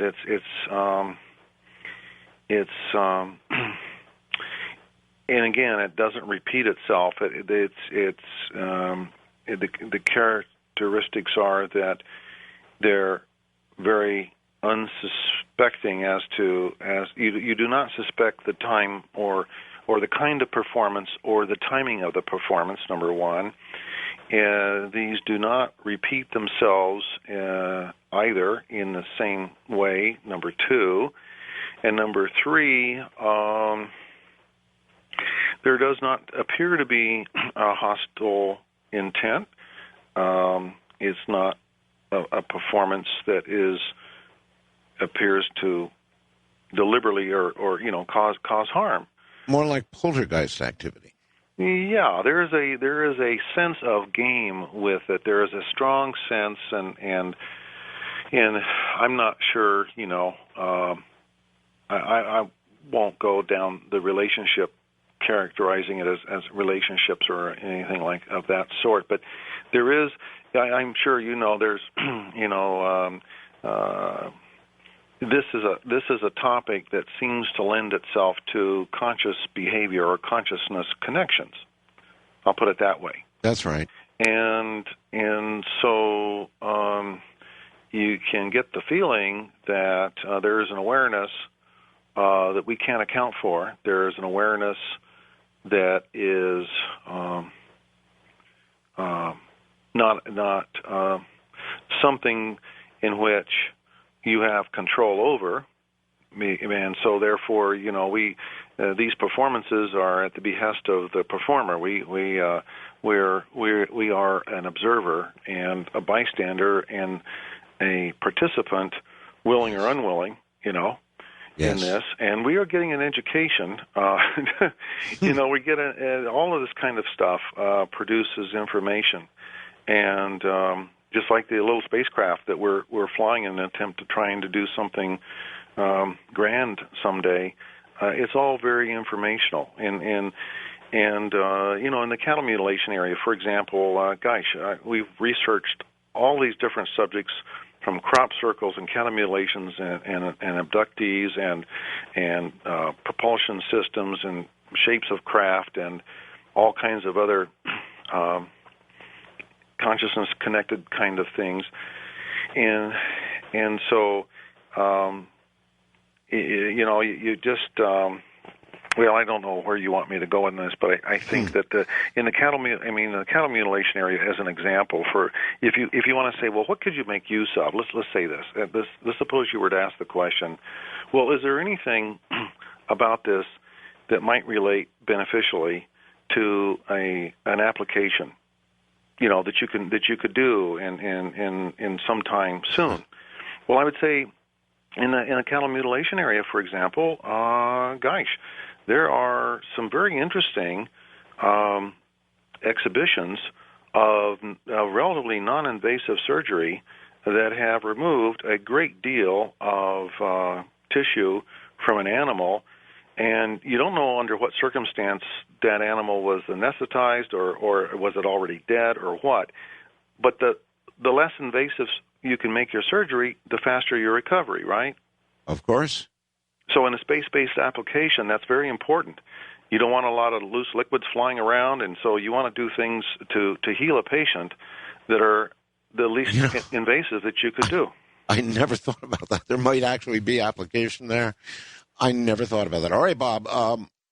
I've got a whopper of a question when I get back. I know you funded scientists. You've looked into consciousness. You've looked into survival of what I guess our soul after physical death. And so when we get back, I want to ask you if you've come to any conclusions with everything you've funded about life after death. Bob Bigelow, back in a moment. For years and years, behind the scenes, most of it, frankly, behind the scenes, Bob Bigelow has funded scientists who are looking into areas that we talk about all the time on Coast to Coast AM. Areas like survival of consciousness beyond bodily death, as an example. He's done work and has funded people that you wouldn't believe. There's been a very great deal of it behind the scenes that's gone on. So in a moment, we'll ask Bob what he thinks about that. Stay right there. Bob, I probably only know about a small portion of the funding that you've done of various scientists into this area, but I wonder if you've come to any personal conclusions over the years about survival of consciousness, an increasingly important question for you and I, beyond death. Do you believe that it does survive? Well, you sure kicked this conversation up a couple notches, didn't you? Yes, like I did, Emerald yes. says. Bam! You just knocked it up. Yeah, this is the holy grail, isn't it? Of topics. This really is, and I am a person that has difficulty at accepting things on faith alone. This is the way I am. Yeah. And so I'm one that needs quite a few rocks on the pile for convincing, and I need more than just one pile of rocks. I have to have different ways that I come about validating a hypothesis or some notion or some piece of information that I get, and so I always come at it multiple different ways, different directions. So for me, on this particular topic, which is so profound, so huge, and has so much diverse meaning behind it, I came at it multiple directions. Now, in this area, let's talk about consciousness for a minute, because we're talking about, does consciousness survive bodily death? Mm-hmm. And then we have to say, well, exactly, what do we know about consciousness? What is it that we think we really know? And of course, none of our science, our traditional science, can, whether it's quantum mechanics or not, it can begin to handle the subject of consciousness. And there are so many different, in this whole theater, there are many, many different compartments to this whole area. For example, we can talk about consciousness as it affects things in macro PK, or psychometry, mental telepathy, remote viewing, the power of prayer. And we have all kinds of famous authors that have written about apparitions and poltergeists, and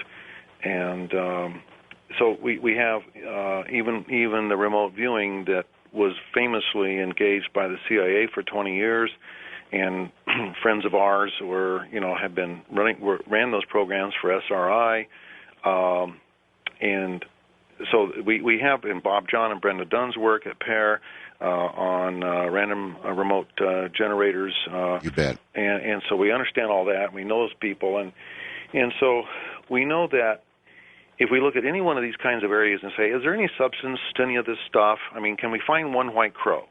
If you find one lousy white crow here, you got a problem from a normal science context. In that context, you have a problem. And so what I did was I tried to find first one white crow, and was there a second one or a third? And how did I really know it was a white crow?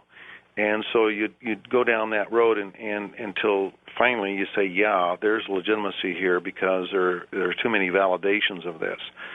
So then you get into Oh gosh, other subjects like past lives that Brian Weiss engages in, and that opens up all kinds. Because then you find out guys like Harold Sherman wrote about this a long time ago, and then you find out like people like William James wrote about it even way before that. And William James was no slouch. He was a world-class scientist and researcher in his time. Even James Pike. So you had these kinds of folks. And so for me, I went back like I did in the UFO topic. In fact, our Science Advisory Board, you may not know this, when we initially formed NIDS, it had two pillars of interest, UFOs and consciousness. Yes. And we had a population of members on that board that fit in both camps. And so we were blessed to have, Ian Stevenson was a member, and we had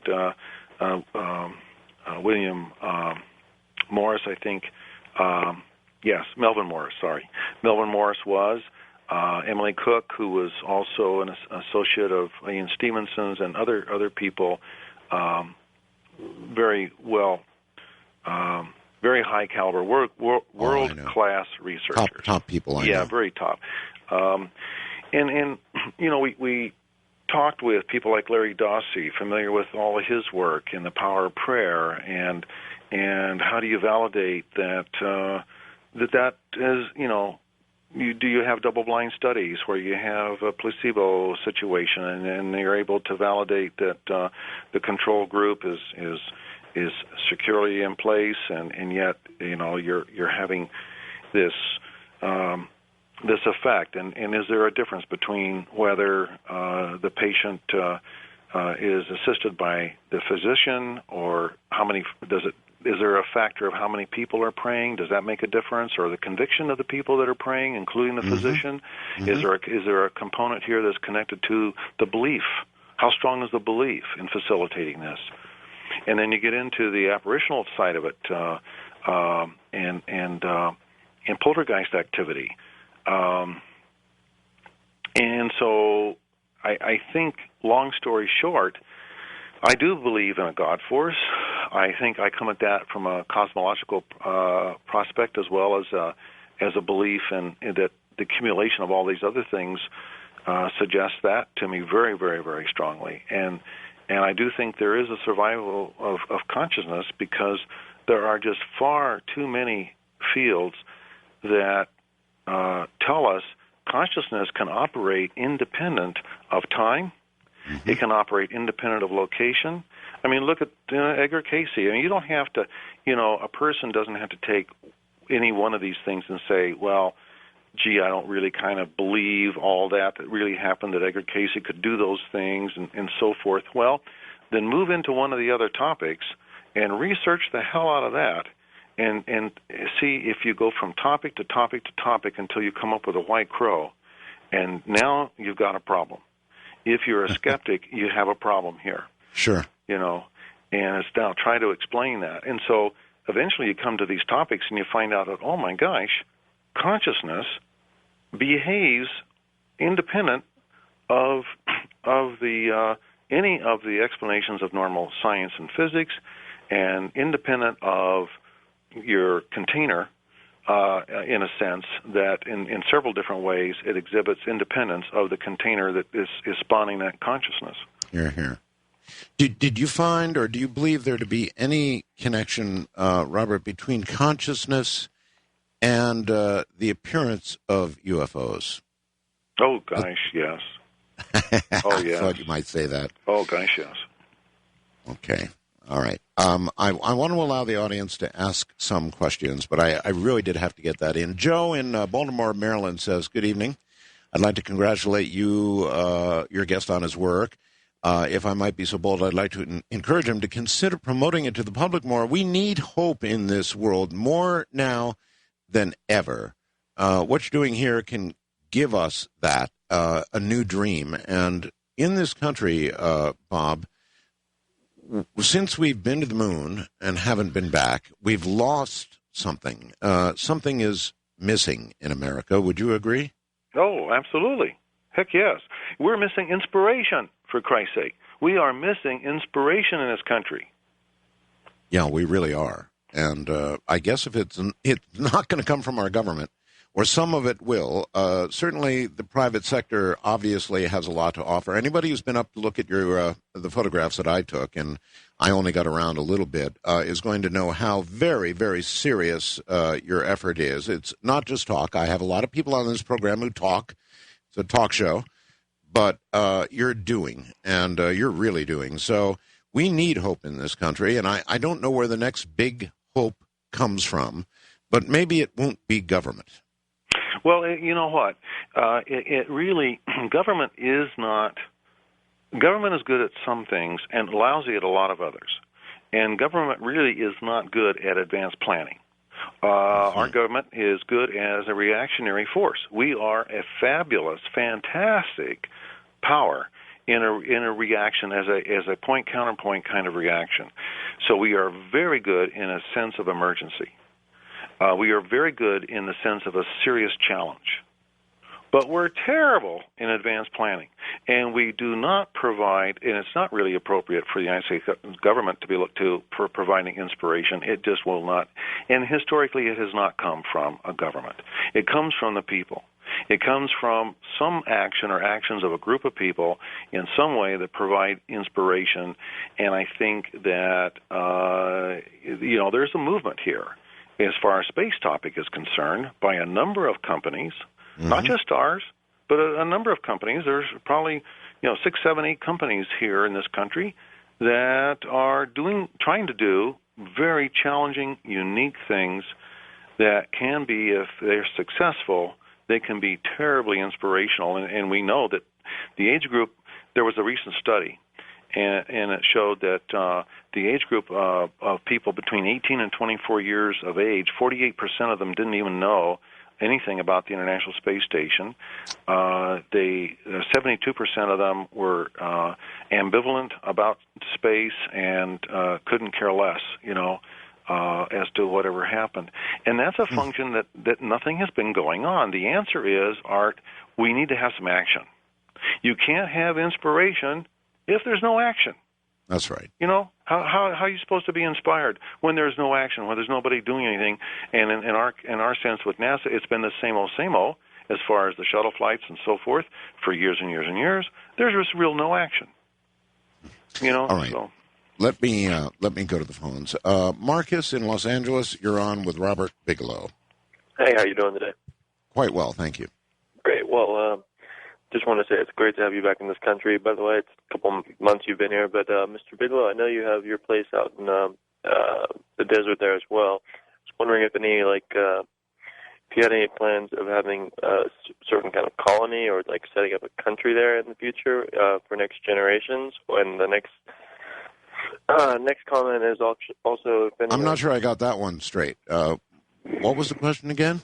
Setting up I know you're talking about private businesses and company or countries and things interested in going there, and I was wondering if there's any plans to have a some kind of country actually or things set up on the station that he is building. And the next comment would be just basically if any secret societies or secret police been monitoring him, and have any of these people been talking about trying to get better themselves? Okay. I'm still not sure I got the first question. Robert, did you? Well, I'll take a stab at it, I guess. Okay. Space now has evolved into less of a question mark in terms of can it possibly happen for us to, oh my gosh, okay, it looks like it has a good chance, and what do we do how do we prepare for success, and what is the business program like, and who are those prospective clients going to be? And so if we look at who's going to populate, yes, we've looked a lot at who the prospects are to populate these complexes, and all of that, however, is orchestrated in the context of a business plan that would be respectable if you were to present it to a banker or to a Wall Street person. It has to have enough integrity that it's going to stand on its own feet and be able to be conscripted, if necessary, into a stock market offering situation or a portion of it, or that it has borrowing capabilities, and it has the kind of horsepower that provides. Now, we're not in contact with any kind of esoteric groups that are overseeing what we do, and probably they're so good at that we're not aware that they are peering into what we're doing. We're fairly transparent, folks wouldn't have to look too hard, the NSA or anybody else, into what we're doing, the CIA. I mean, we're pretty transparent and pretty... Have you become aware of any surveillance at all? Well, we know that folks know that we exist, but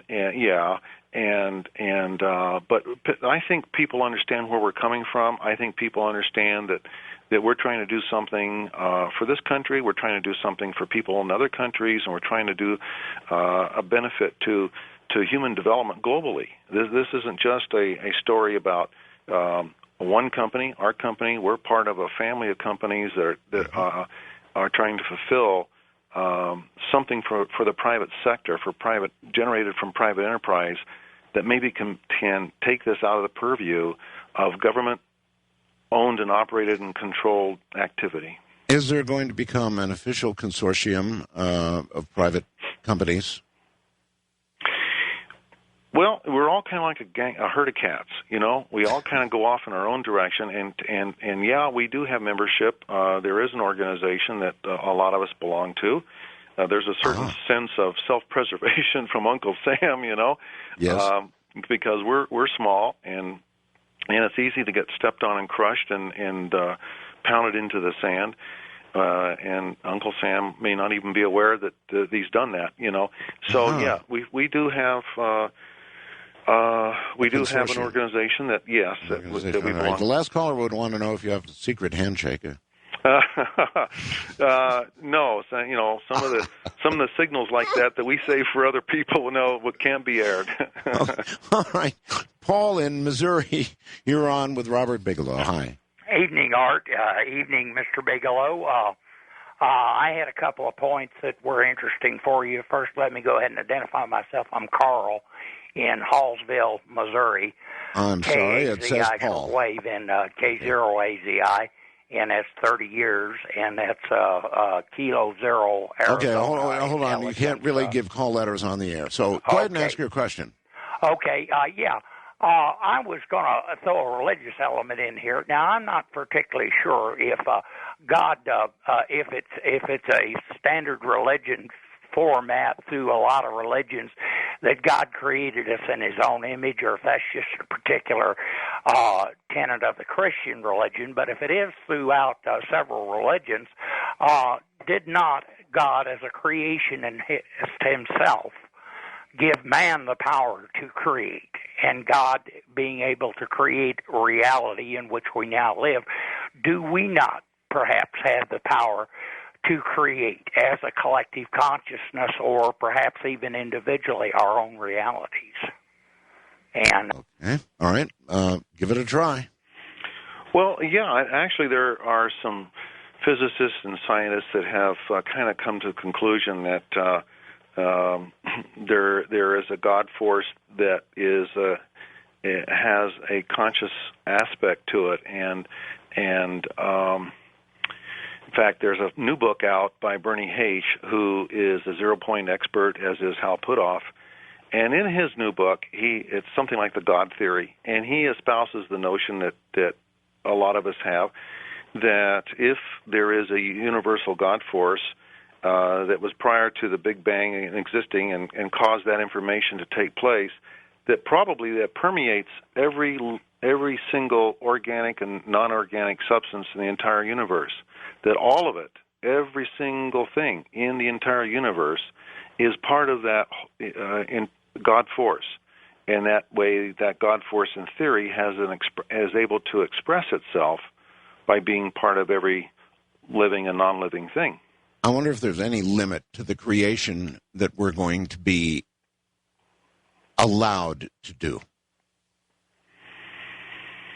Well, I would guess there would be.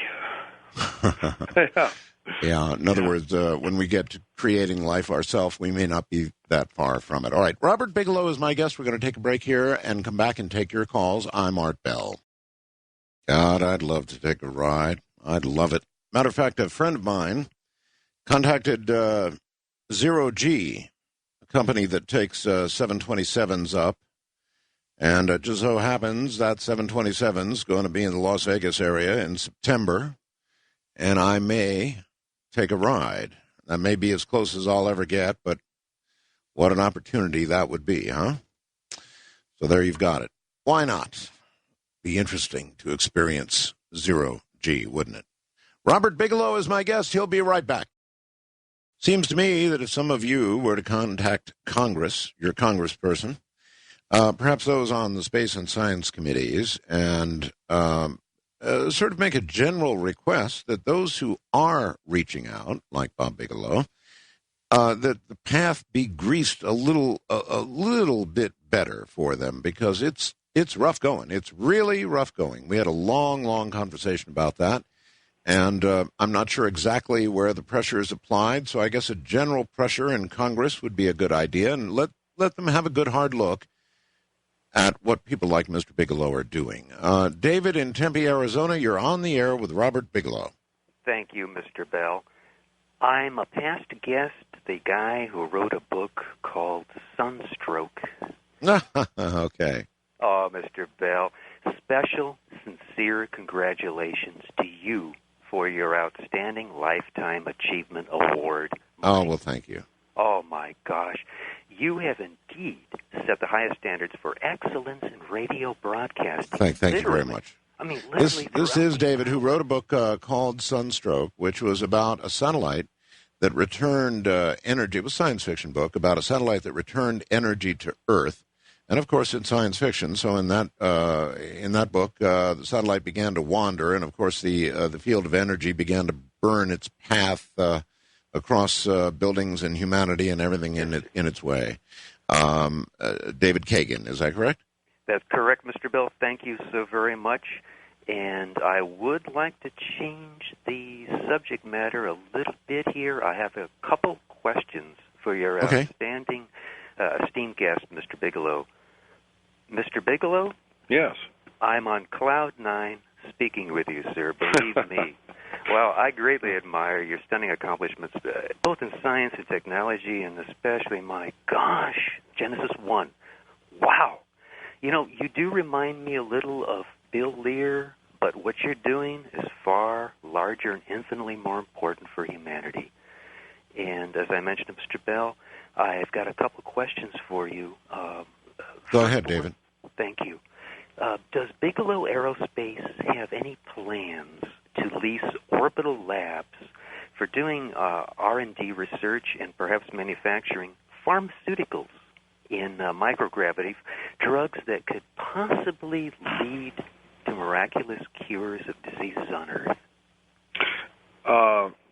Pharmaceutical applications has always been the category that people have referred to most often as applicable to that location, and we very definitely intend to target that entire community as prospective clients. Fabulous. No doubt it will be a great boon to humanity, perhaps in the near future. Wonderful news. Now, my second question is, would you at all be interested in participating in a feature film thriller that does indeed spotlight Bigelow Aerospace in a highly positive way? In other words, you guys save the world from a different kind of catastrophe that could actually happen. Would you at all be interested in something like that? Does that kind of resonate at all with you, sir? Oh, not, to be honest, Dave, it probably doesn't, because we're kind of in our own little thriller every day, every week and month, and trying to do what we're about. But I thank you for the offer and the invitation. However, the concept of becoming as public as you can be, Robert, under the circumstances, is probably a good one. That's true. That is true for multiple reasons. Yes. All right. Anne in Walnut Creek, California. You're on with Robert. Dear, I was afraid I was going to have to follow that because I wasn't going to be anywhere near as complimentary. It's quite all right. All right. And I'm not feeling negative, but I am feeling questioning. I think it's wonderfully exciting, and I guess the best word to describe Mr. Bigelow in my mind is adventurer or explorer. Mm-hmm. And what I'm concerned about, and I know you are too, Art, and this is not the first time that I've commented about this on your program. I'm concerned that there will be an inadvertent return to Earth, not necessarily in Mr. Bigelow's exploring, but in someone's, of say, microbes that could wipe out all life on Earth. And I think that already the NASA people have admitted that they were careless in the beginning. And, of course, their use of the word sterilization of spaceships, I don't know what techniques they're talking about, whether it's extreme temperatures or chemicals or whatever. But, I mean, even on Earth right now, we have an example of microbes or that cannot be killed, namely prions, which, as far as we can tell, cannot be killed by extremes of temperature or chemicals. Mm-hmm. And, there are about 4 different categories of ways that we could destroy ourselves, and that's one of them. And and then a couple of others are from our not applying our energy and brains and money to trying to prevent things like not looking out for asteroids. Instead we're waging war. So I just wonder what Mr. Bigelow thinks about this and how concerned he is about it. Okay, well, let's stick with the microbe question. I'm not sure how much of an issue that is with Leo craft or even or any other craft that are doing anything other than going to the moon or Mars. Then you'd certainly have that concern. But who knows, Robert? Yeah, I think you have 2 sources for that concern. One is something that was brought back from another planet or body in some way that had some contaminant with it. Now, we have experienced on this planet for almost 5 billion years, 4.5 billion years, meteors and meteorites hitting this planet of sizable quantities, and there were sufficient mass that survived re-entry and did not burn up. And so it would suggest that if there are microbes indigenous to those kinds of foreign bodies, that they somehow are acceptable if, in fact, there were living organisms inside meteors and that sort of structure. The other is the quarantine process that would be automatic if you were to come from Mars to Earth and from the Moon with any materials. And, of course, those were all quarantined from the Moon. About 875 pounds of material was brought back, and so that was all quarantined. The other area, though, is something that would be, let's suppose, created inadvertently or intentionally on board a space complex. Mm-hmm. And we've had to look at that. And so what we've decided is that we have rules of behavior and that we would then implement these rules where it pertains to what activities are being functioned on board these systems, these modules, and could they be used for military purposes, let's say, or some sort of harmful intent. Now, so the thing of it is that we're not going to be the only ones creating these complexes over a period of time. Other countries are going to, other companies are going to. We're not going to be alone in an isolated situation forever on this. I think in the macro sense, what you got to say to yourself is this: look, there are probably, and I think Art, you and I have talked about this before. I felt, well, there's always 2 kinds of species in the entire universe. There are those that have command and control over robust facilities in space, and there are those species that have not. and that do not. And I think if you say, well, which group has probably a greater enhancement of a future in all respects, it's probably the group that has both command and control over robust, large facilities in space-based locations as well as terrestrial locations, as opposed to the one that only has half the menu. It's like having a periodic table. One group has a periodic table of 175, the other group has 115. So it isn't fair. So you might think, well, gee, the group with the access to the space-based facilities ought to be able then to innovate positive things, not just negative, but positive things, and perhaps enhance the length of duration of life, find cure for cancer, muscular dystrophy, who knows? But so maybe there's a holy grail or two or three waiting, unbeknownst to us, for significant enhancement of physical problems that we have now that maybe other species do not have those because they long ago solved them. Well, if I were to be asked where I think pharmaceutical companies would be more likely to be developing positive things for the human race, perhaps curing diseases in a spacecraft like yours or in a U.S. government spacecraft, I'd have a real quick answer. Bob in Kansas City, Missouri, you're on with Robert Bigelow. Hey, how are you, Art and Mr. Bigelow? I'm enjoying this program tonight. As a retired biochemist and drug scientist, and now a science fiction writer, I've got a couple of questions for you, and I realize you've had a lot of difficulties with the government on getting some of your programs off the ground. Governments are easy to take power away, but they're kind of hard to get it back to the people.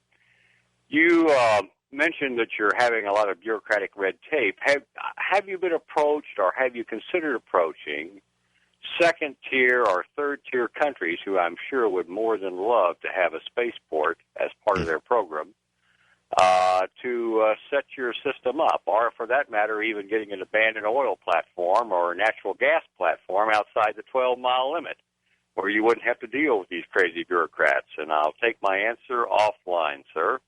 Okay.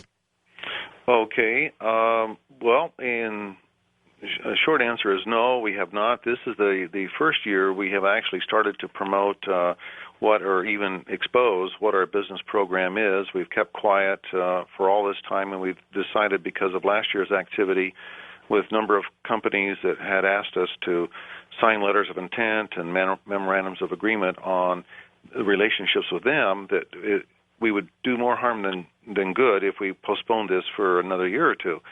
So we have not had any engagement of conversations with other countries yet that might occur this year, however.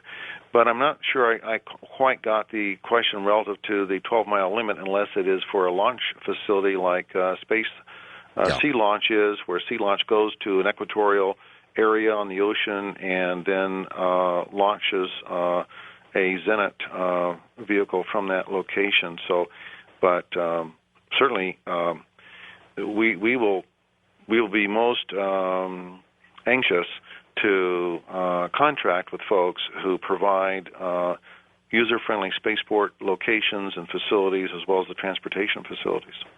Okay. From Toronto, Canada, Chris, you're on the air with Robert Bigelow. Hi. Hi. Art, great show today, and congratulations on the award. Thank you. Mr. Bigelow, there's one kind of giant elephant in the room that I haven't really heard you address, and that's probably one of the holy grails of the physical problems that you mentioned earlier, and that is artificial gravity. Being in the space hotel, I can't imagine a lot of people being, all of a sudden used to suddenly floating and going through 30, 60 days, however the lease is, just floating around.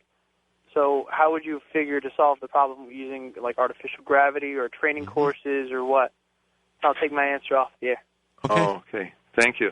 Yes, well, our first target market, of course, is not the tourist sector per se. It is the professional astronaut community to expand those cores, expand those numbers, and those folks are more accustomed to expecting that environment and what it has to offer. And secondly, if we go to serving prime clients, international sized corporations and even nations as clients.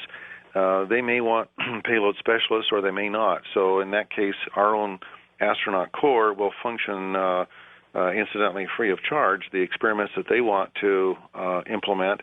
But if they do want payload specialists, then we will train and fly those people as well. So they will probably be more orientated than the novice would be in both of those instances. The tourist is in a novice category, and to date there have not been all that many for sure. And however, if Anusa Ansari is any example, she is a tremendous spokeswoman for tourism, and she was ecstatic about the experience that she had, and most of the other experiencers have felt the same way, that they want to go back. And so I think that having artificial gravity is probably not a prerequisite for getting these structures to be successful. Is it something you considered? It is.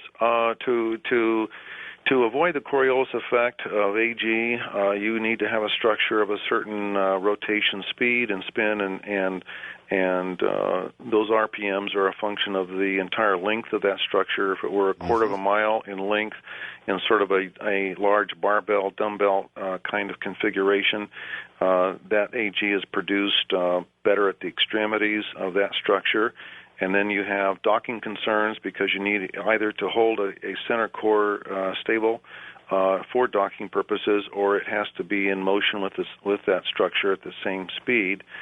There may be times when that rotation needs to stop, and then you'd have to cue it up again. That is more for more advanced deep space missions than probably is necessary in the first generation of LEO operations, but you might consider that for a Mars expedition. Do we know a lot about the prolonged biological effects of weightlessness on human beings? We know a fair amount. We know that there's a degradation of muscle mass and bone supply at a rate of 1% per month, and then it tends to level off. However, that can be mitigated by aggressive exercise. And that's a direct relationship with the amount of exercise that's imposed on the physical structure. Then the reaction is positive to that exercise. So, but the good news is that it does taper off, and does it actually level off so that we can imagine a trip to Mars and back? I think so, because we already have folks, both Russian and American, that have ventured to a year in space, which would be beyond the duration of weightlessness that you would have to endure going to Mars. And, of course, if you had a system that could get you there in a month and a half or 2 months or so, so much the better. Wow. Well, I would like to congratulate you. We're coming to the end of the program. It's, when it's over, it's over. There's nothing we can do. But I would like to congratulate you on doing what a lot of people have dreamed about doing, and you're not dreaming, you're doing it. So let's stay in touch. I really want to get that ham repeater up there, Bob. So let's look into that one. And, of course, we will have you back, obviously, with what you're doing. The story will continue forever. Well, thank you, Art. This has been a great fun tonight. The 4 hours went by so fast. I'm still jazzed up and not the least bit sleepy. And thank you very much for this opportunity. Okay. Good night, Bob. That's Robert Bigelow. He's really one of a kind, folks. And that's it for tonight. We'll be back here tomorrow night, same time, same station from the high desert. Good night.